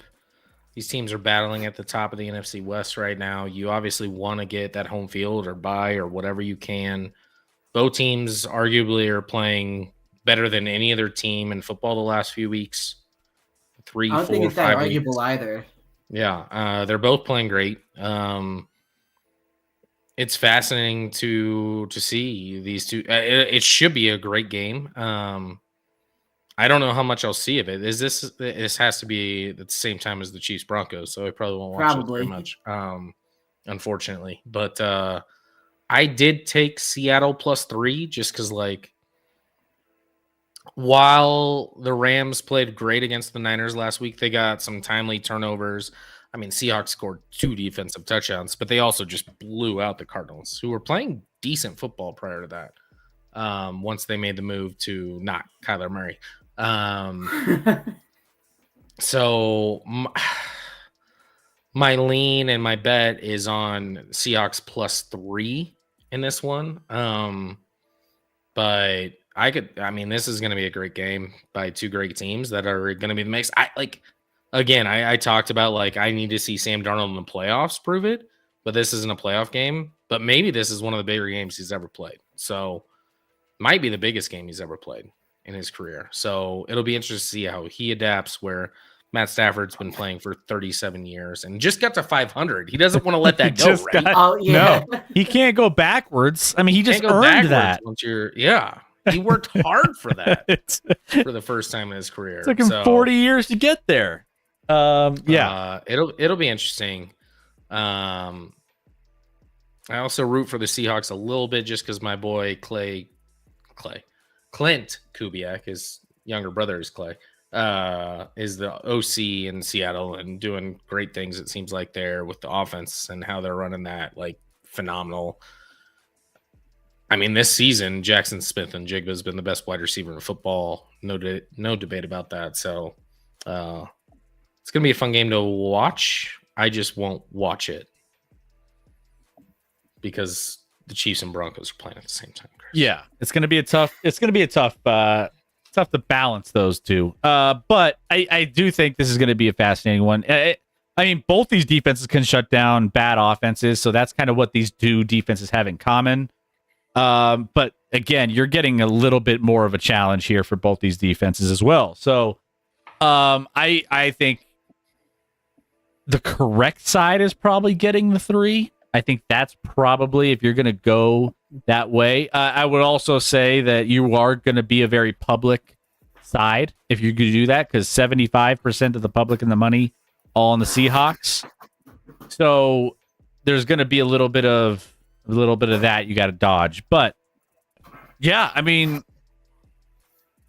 yeah, I think we missed out. I think it was 3. I think, Rek, you said 3.5. I think we missed out on that's why I got that for the contest. 3.5, which I feel like is probably the best you can probably get of the number. And it's not even, we're not even back into the teaser candidacy, right?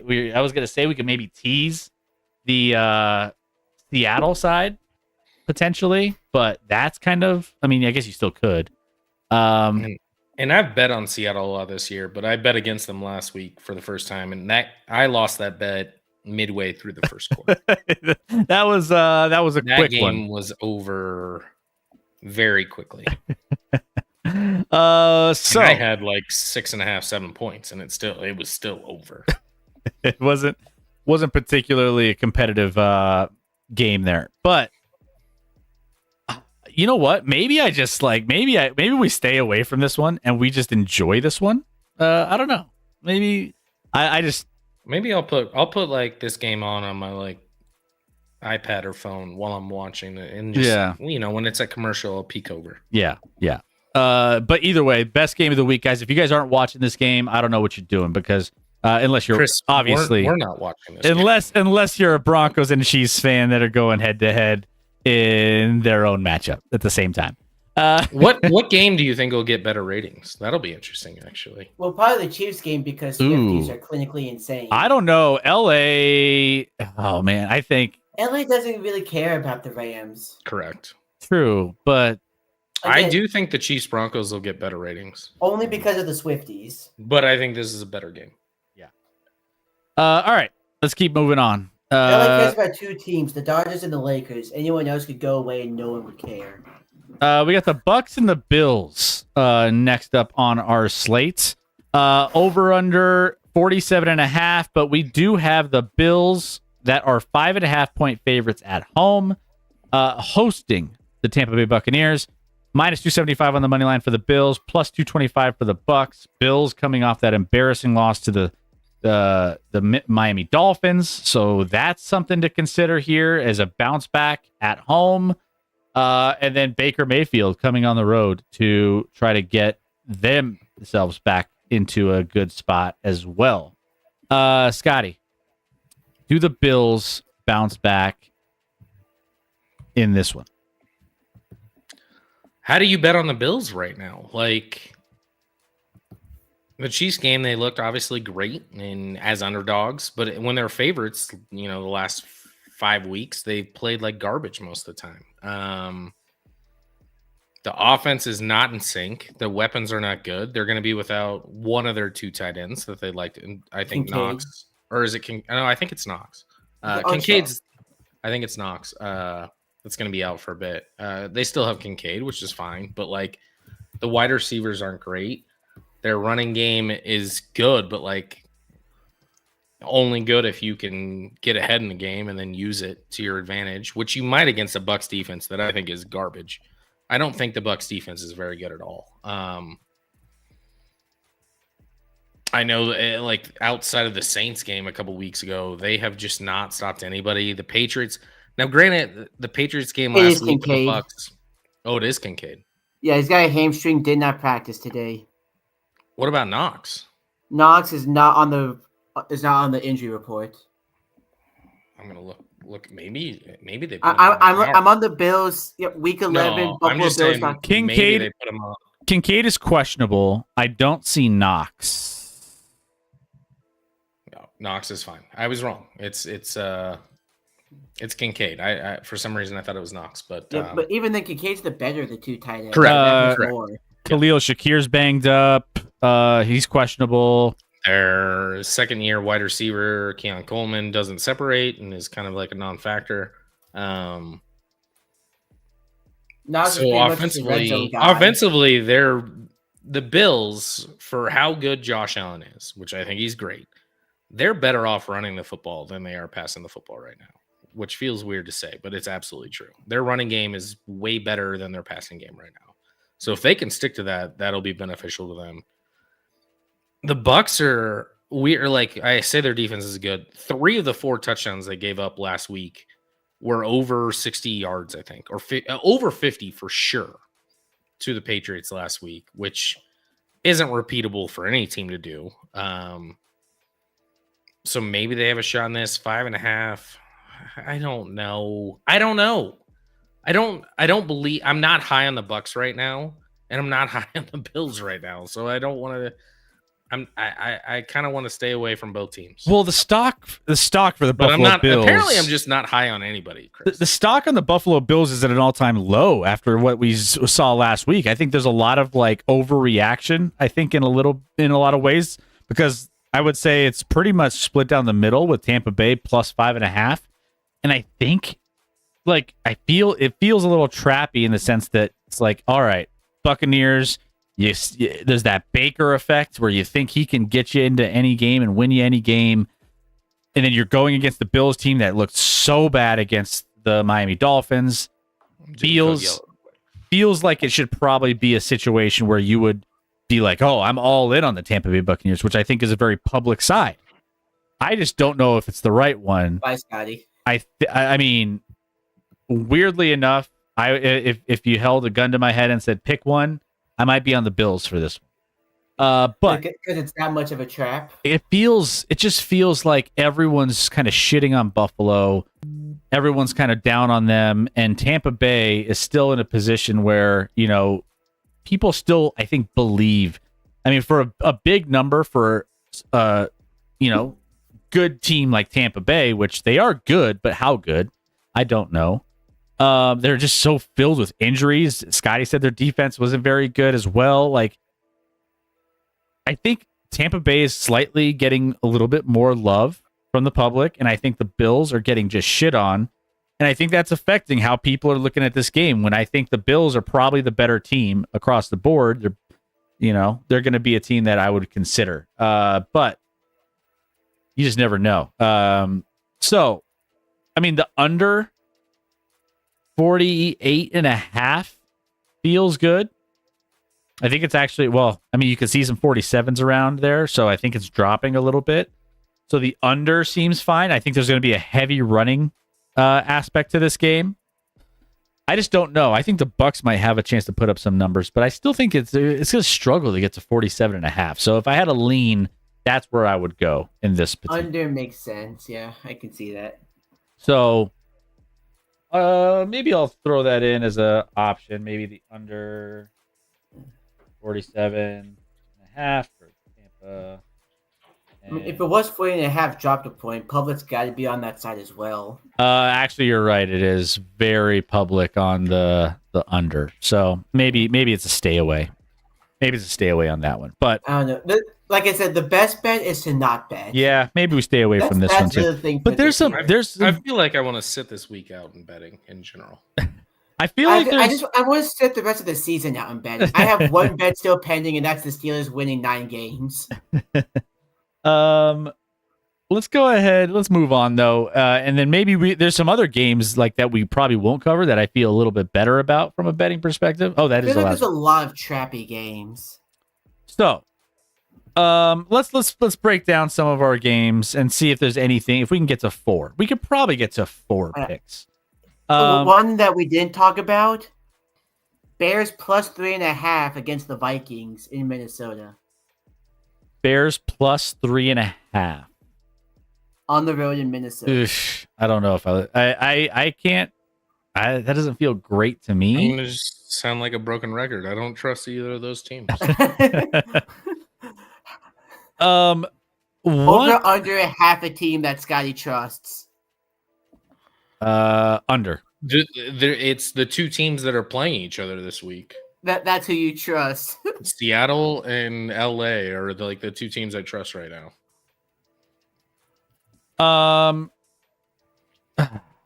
I know this side is this is a tough one. Cleveland plus 8. It's gross. It's very gross. It's gross. But like again, might have a backup QB situation. I mean, the backup is a Pro Bowler. Stop it. The Cleveland Browns. 10 guys declined before that. I know. Still funny. The Cleveland Browns at home versus on the road are 2 different teams. I mean, I feel like, what is this? Cleveland has a point differential of negative 15.3. While at home they post a plus 9 point differential at it when they're in Cleveland. So it's like they play way, way better at home against a division rival like the Ravens. But the Ravens are also on the upswing. And all the money, all the public is coming in on the Ravens. 8th a lot of points in a divisional rivalry. I don't know. Cleveland seems like it's a gross number, but like the more I think about it, the more I'm like, that's got to be if you're going to take any side, I feel like that's the side. It is a division matchup, which helps your side, I think. And again, Lamar's up in the air, but we've already compared one guy to Embiid tonight. I think as we move the next couple seasons, you said Burrow. I think Lamar might be on that same plane too. Yeah. I mean, that's true. I think Lamar's shelf life is slowly going to deteriorate. He also is injury prone, by the way. But especially when they're losing, for whatever reason, when they're losing, he gets hurt. When they're winning, he stays in the game. So you think he's more like LeBron than Embiid?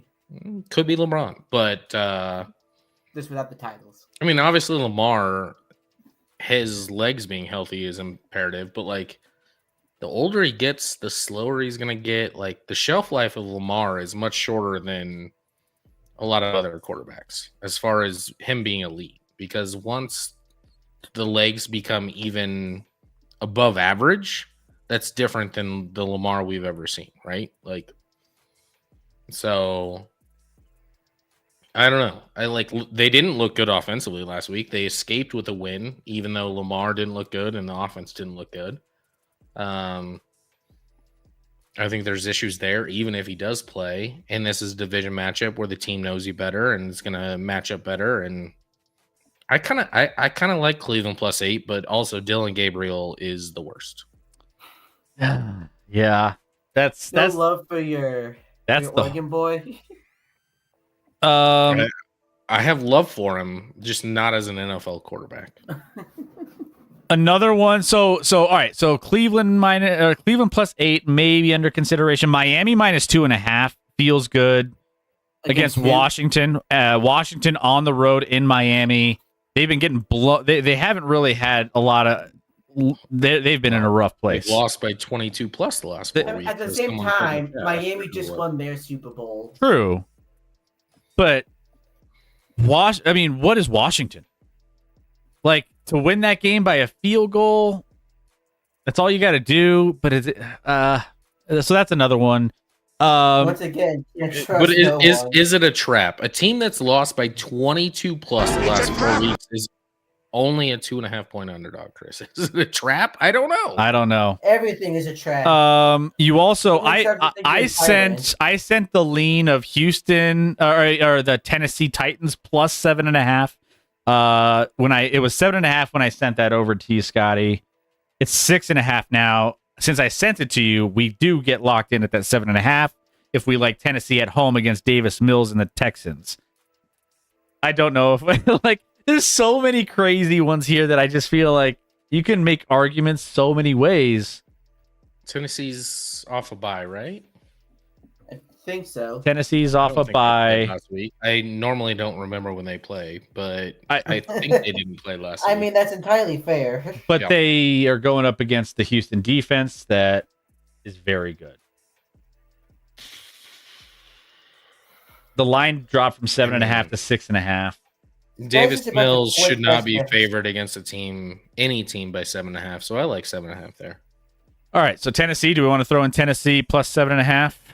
So gross. It's so gross. Should we do Tennessee plus 7.5? Cleveland plus 8. All these. Let's just take the grossest teams in the league. Let's just do it. I mean, you could do like a teaser to trade up to 8.5, and then screw it. Let's go money line on these teams. I'm kidding, but only somewhat. There's a little piece of me that's like, what if we go money line on these teams? I mean, Rec, you know your division better than anybody else. I mean, Cleveland plus 8 feels. Either the Browns will win the game or they're going to lose by 50. Yeah. I want them to. I don't think the Ravens have ever won a close game against the Browns with Lamar Jackson. It's either a blowout or they lose. Well, they already had their blowout earlier in the season. That was in Baltimore. So you think all of a sudden Sky is like, maybe I do want to go money line for the Browns. I mean, that drops from 8.5 to 7.5 from earlier in the week. It's now 7.5. I mean, I'm not locking in Cleveland. I just threw it up there just because we were talking about it. But lock it in, Chris. Lock it in. Lock it in. Let's go. Let's just go with the shittiest teams this week and see what happens. Should we just go Jets crazy? Plus 13.5. I mean, if we're going with all the shittiest team, I mean, well, we against got the Patriots 13.5. I don't give me the Jets on Thursday Night Football. Give me the Jets. Jets, Jets. Jets, suck. Oh man, that's a tough. I mean, spell, Rick. Oh no. So did you see Robert Kraft's press conference the other day? No, was it in a massage? No, because they were signing Gronk to a 1-day contract so he could retire Patriot. Okay. And Kraft just goes, "Hey, by the way, we play the Jets. Do you want a 2-day contract?" Huh? I don't think that's the one you come back for if you're retired. I think the Patriots are overrated. Overrated at this point. Yes, I do. So you're okay with taking the Jets? Is it about the Patriots or is it about the Jets? I mean, Patriots. I think the Patriots are overrated. I think the Patriots are good. They're not what people are building them up to be at all. And now this week they're just like me, no booty. No booty. Even there, I mean, they've lost some running backs. Travion had some big runs last week, 2 long runs for touchdowns, but he's even beat up now where like he's not healthy. I like the Jets. Should we throw them in? Is that official? I actually love the Jets. Oh my god! Okay. Jets plus 13. Can you find him? Can you find him anywhere at 14.5? I'd like that more. So wait, did you say you had a 13? Yeah, 13.5. That's what I see. Yeah. Where are you seeing 13.5? Oh, on the Super Contest. I thought you said that, Chris. I see 13.5 on the Super Contest right now. Oh, okay. Lock it in. If it's in the Super Contest, we'll take it. All right. Well, should we take? And you have the Raiders plus 3.5 on Monday night against Dallas. I actually like the Raiders. Actually,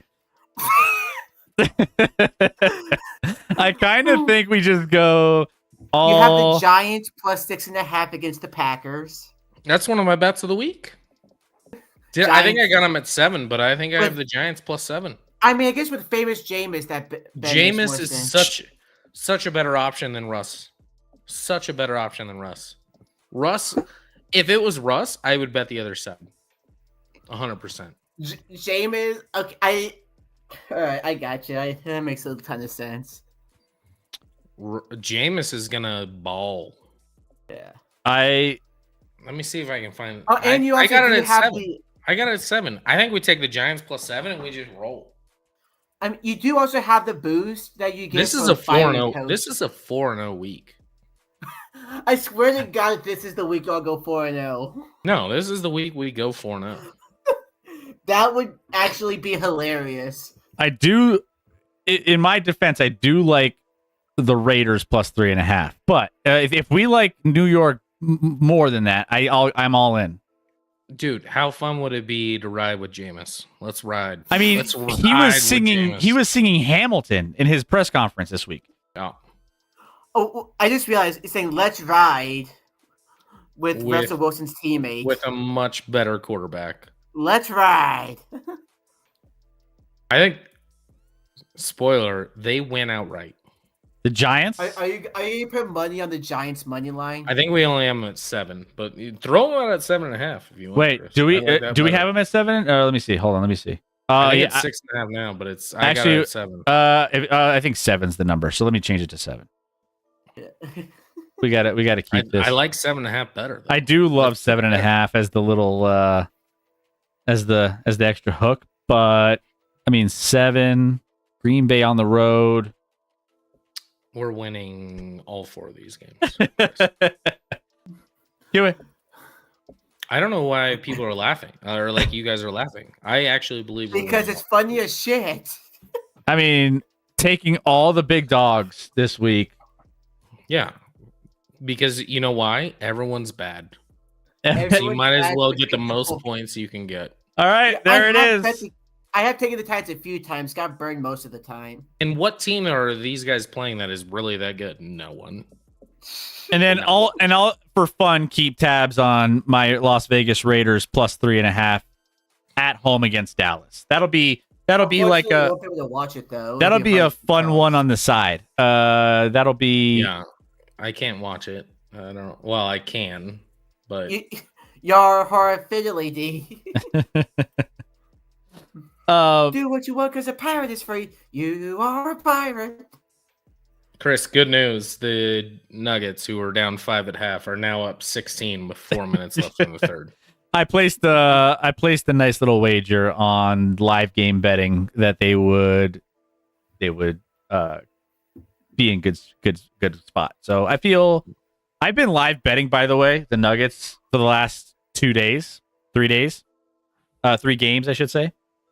Been doing very well. Nice. The trick with the Nuggets is you just in inferior matchups, all you got to do is just wait for the opponents to go on a run. That's all you got to do. And then when they go on their run, you get the better odds, you get so much value, you place that bet and you're golden. Yoke might go for 50 tonight. You better. He's got the ball in the paint, just shake and bake, and just oh my gosh, he's so freaking good. He's already got 48, Chris. It's not even the end of the third, and he's got 48. All he needs is one bucket. I want him. I did not know it was that close. I thought he had like 38. Maybe. I want the Clippers to close the gap here, just so he can stay in the game longer. Like that's all I want. Instructions unclear. They close the gap, but then they win. I need the Clippers to show up the rest of this game. All right. They do show up the rest of the game and win by 8. Well, we can watch the fourth quarter as we get off stream here. But here are our bets of the week: Tennessee +7.5, Cleveland +8, New York Jets +13.5, New York Giants +7. I think this is a cry for help. Love these bets. Let's go. Let's just, stop galaxy braining these things and just say, screw it. We're just going all in with the big numbers. I mean, look at this lineup of teams. They're so good. They're so good. The only way this would be better is if we had Carolina somehow in here, or like the New Orleans Saints, but they're on bye, I think. They're on a bye, so we couldn't put them in. Otherwise, I would have. The Saints plus 5.5 against the bye week. I'll take the bye week. Yeah. I'll take the bye week. All right, guys. Well, there you go. Those are our bets of the week and all of the analysis. So you guys can do with this what you will. But when we come back and we are 4-0 after this week, don't say we didn't tell you so. Just saying. Yes, sir. Yes, sir. I'm going to put a parlay on this immediately.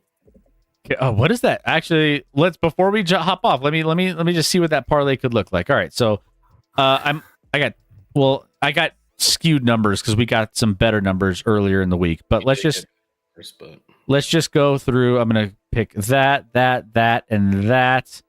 If you parlay just the current odds, 4-leg, you're getting plus 1302. You're only getting 13 to 1. I don't think that's worth it for those 4 trash Does this games. feel low? I'm gonna go with it too. Who am I missing? Cleveland? So are you getting Cleveland? I got no. My odds are bad too. Like I have Jets 12.5, Titans 6.5. Yeah. Cleveland 7.5. I don't even know if they know. I don't think DraftKings knows that Cleveland's playing. DraftKings is not aware that there's a game in Cleveland this week. I have Cleveland. Who am I missing? Giants? Giants plus 7. I think right now, how is Giants off the board? We know who's. Oh, there it is. 7. In Cleveland 7.5. Yours is better. Mine's only 12 plus 12.30. Yours is 13. Ooh, should I take advantage? Yeah, I wouldn't do that. Well, I already did. Too late. Well, good luck. $20 to win $266.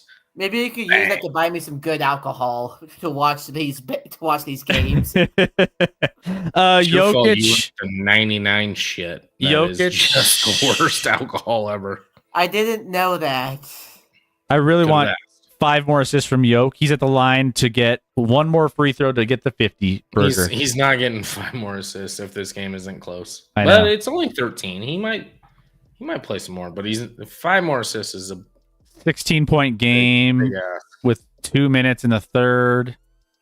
And all their dudes are out. You got James Harden to lean on. No, it's not going to work. James Harden. How does that dude still exist? He's somehow he's doing good because he's a regular season.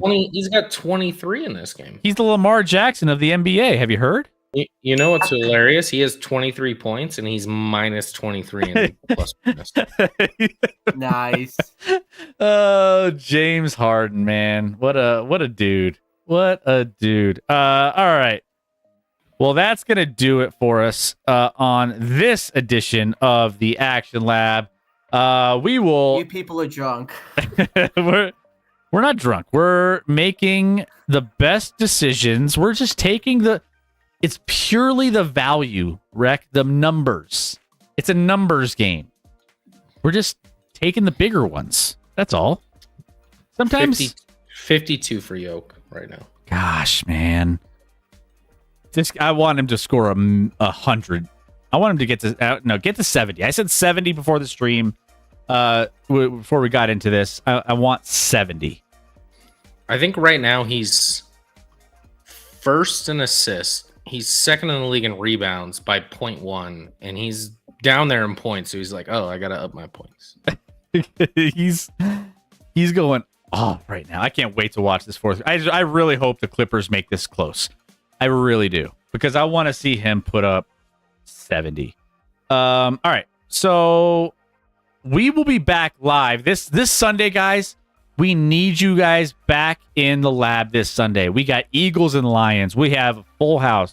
We got Chairman and Joe popping in as representatives for those two teams. We'll have bingo. I'm going to make a bingo card this week, guys. I'm not going to slack off this week. It's been a while. I'm making a bingo card. So we will be gifting out some subs to the community. We hope if we can get a good game. But That being said, if it pulls you even more in, we might, because we have so many people in, mute Rec.